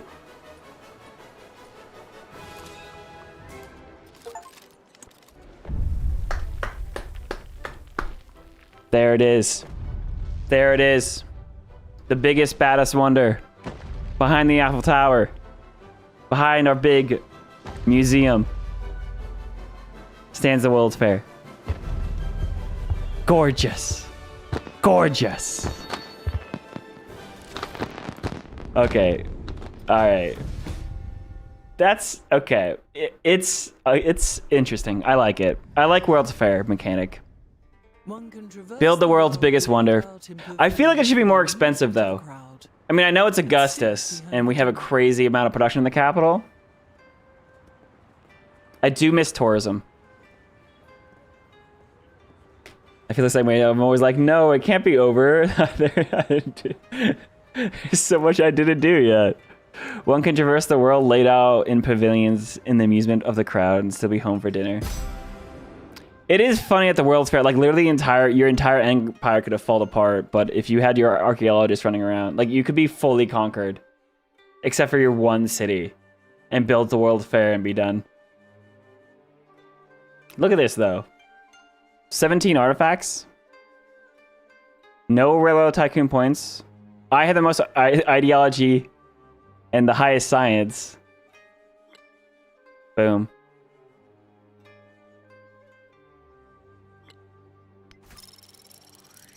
Very nice. Oh shoot, I didn't hit the one more turn button. You're not, oh no, no, no, no, let me go back. I said few legends board. I would hit just one more turn. No, go back. No, Sim, you added a one more turn button. I can't click it. Ah!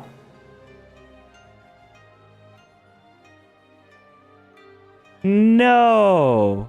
Are you serious? Does the autosave stay? You could find it, yeah.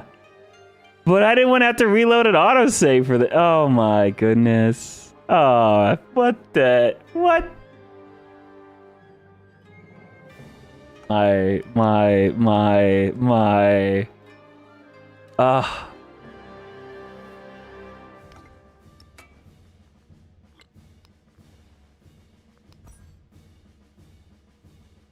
We'll load the autosave, which is just the turn we finish. So we're just gonna see the victory again, right? That's funny, dude. That's so funny, dude. And in clandestine meetings of revolutionaries. You did the same thing 20 minutes ago? Dude, oh my goodness. I can't believe that. Oh man.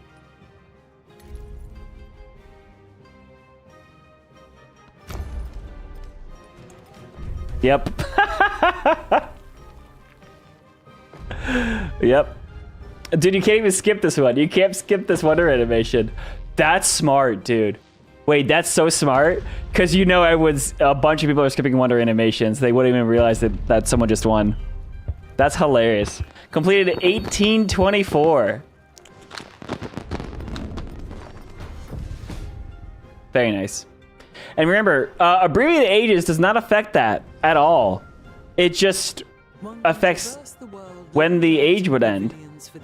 And I'm the only one hit age progression at all. No one else hit age progression. You have to turn off score victory in multiplayer, though. You do. You do. Otherwise, it could just end up in score victory playing abbreviated ages. Oh, wow. I think I just got extra points for that. That's hilarious.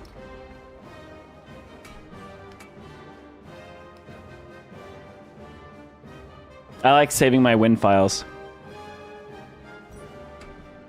All right, but there we are. I didn't even get to use my unique people yet, but I'm sure they're great.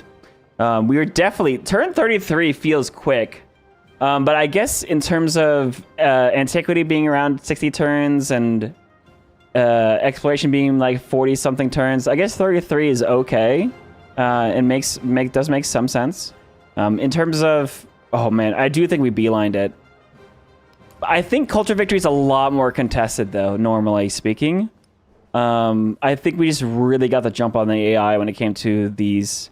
We had so much culture so fast that not only did we hit natural history in one turn and spam our explorers, we got to hegemony really fast, too, and we got even more. And I didn't even grab artifacts from like our natural wonder here at all. But, yeah, I mean, we didn't get to use any of our... factory resources. When you have all these settlements, it does spread your gold out. I think I spent too much gold on ports, so my gold per turn up without transitioning that towards where I needed it for factories and culture buildings and things like that. But like Carthage being an urban center, I think that's actually a really good play. I think your antiquity capital that builds a bunch of wonders. You know, it could be a city. It will be a city still when you move it on the second age. But when you move to the third age and it diverts back to a town. In the past, you always had to return it back to a city no matter what. Just because the overwhelming amount of maintenance from your out-of-area buildings and the fact that you just couldn't overbuild them at all meant like it just wasn't worth keeping it a town. But now that you have an urban center town, that halves the maintenance cost, changes the math entirely, and you can get the first tier of buildings for like science. So you got the schoolhouse, you got the military academy, you got the museum. And with Augustus being able to buy the tier 2 culture building as well, dude, urban center towns for previous cities is awesome. For previous capitals is awesome. I wonder too, because right now, like Baghdad is of course still a city because it just moved capitals, but there would be a play somewhere with Augustus where you could absolutely have like 3 cities early, and then you move your capital to whatever your highest population settlement was. But then you have a completely different grouping of 3 different cities. And then make those urban centers for like past towns. I really like that. I really, really, really like that. That's so cool. Big fan. Big fan of that. Man, awesome. Awesome. So there we go. We've won one game of the military path with dropping the thermonuclear bomb. We've won a game with the scientific path by going off to space. Right? That's getting all 3 space race projects. It's so funny to call it space race projects and 2 of them are just planes. We've won a game with establishing the World Bank, and now we finally won a game with building the World's Fair after spamming your artifacts. It does hurt to not have like your giant wall of Great Works and your tourism number at the end of the game. But at least there's a cool wonder animation for the World's Fair. So that's there, I guess. Oh my goodness, this wonder. I couldn't for the life of me figure out what the heck that wonder was in the preview videos. I spent so long trying to figure out what it was. Alrighty, guys. Don't go anywhere just yet. I'm going to go ahead. We, of course, have a multiplayer game that I'm trying to organize with the Discord here on Friday evening. If you've been a member of the community, basically, if I recognize your name, you're welcome to join. Or honestly, just say hi, introduce yourself. There's probably space for you. And we're gonna have a game. It's going to be basically we're gonna start playing some multiplayer again. I kind of want to get some multiplayer experience in, not like Civ give practice, but like just getting into the swing of things again before we jump into a big multiplayer charity game. Also, I just like playing Civ multiplayer. We played Civ 6 multiplayer a bunch. We played Civ 7 multiplayer a little bit now. And if you guys are watching on YouTube, make sure you subscribe. If you're watching on Twitch, go over to the YouTube. Go ahead and check out that channel. And if you're on YouTube, come over, hang it on Twitch, where I'll do some more live streams. If you enjoyed streams like this, there's going to be more live streams that aren't just on YouTube. And yeah. So anyways, guys, I'm going to figure out if we're going to do a stream on Thursday. I guess I never posted the schedule. But I think Thursday, I'm also going to try to introduce a couple of different mods to the gameplay. Things that do help some of the analyzing of the game. You know what we haven't done is Assyria. Oof, Assyria, man. But yeah, I think overall, I mean, I don't know. I have fun with Civ 7. I have fun with Civ 7, period. I'm excited to see where Frax is going to take it over the years. Again, from the very beginning, I said Civ 7 was going to be a journey. It was very, very rough on launch. And if you want to be part of the journey to watch it grow, expand, get feedback from the community, and be part of the community, then like that's what Civ 7's all about right now. And but I think it's gotten substantially better from where it was. I think there's still a ton of UI stuff to do, but that is literally the icing on the cake kind of material. I think the core of the game is really good. I've always thought the core of the game was really good. Legacy paths can be changed and tweaked a little bit here and there. They've been doing a ton of tweaking of like specifically pacing. So like the cost of explorers and when they're revealed and making it so you can only find exploration era first and then you have to unlock antiquity, like things like that. And yeah, no, I'm just happy.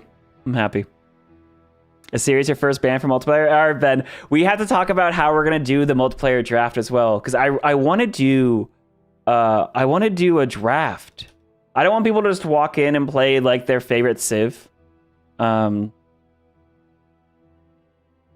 it's really, really complicated when you have leaders and civs, right? So, like, is this the one I was looking at? I was looking at this guy.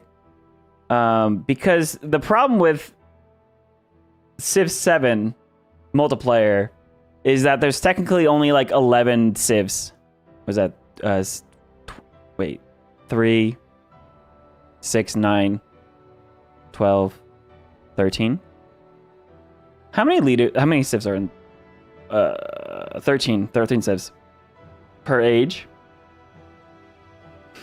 And then there's like 26 leaders. So generally speaking, if you had like 8 players and you want to say 3 leaders and 3 civs draft, you literally can't. But like, obviously,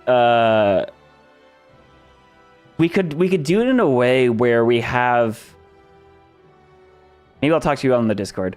But anyways, I like the idea that you posted in the Discord, where maybe we do just literally a leader choice, a draft between 3 different leaders, and from that you have to pick a civ, either the historical, or we do a wheel for picking civ, or yeah, you can't even do 2 here if you have 8 players.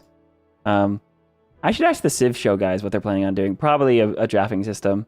But I want to be able to jump right into the game. I want to have the draft done beforehand. So, snake draft. Choose your leader first. Choose your civ last. Ooh, that's not a bad idea. That's not a bad... I also want the draft to be done beforehand, though. Because, like, what we liked about Civ 6 Drafter for multiplayer, when you said you had 8 players and you want, like, 3 different choices, and you know, ban leaders, bam, like, boom. You know, it just showed you, like, here's your list. You got 1 hour. Pick one. All right. Sejong of Korea. Ramses of Egypt. Sende Kid of Mali. I want to do something like that, where we just know what we're getting into. Because especially when it comes to the drafting, like, I want to be able to draft a game, but so people don't play like their comfort civ. But I also don't want players to just have no idea what their civ does, because there's so much to read at the start, you know, because you have your civ ability, you have your leader ability, you have unique civics, you have like unique buildings, unique stuff. There's so much unique stuff in Civ 7, and that's great, but dang is it hard to figure out a civ by sitting there in a Discord call with a bunch of people who are all talking at the same time. So what we could do, honestly, is literally just do...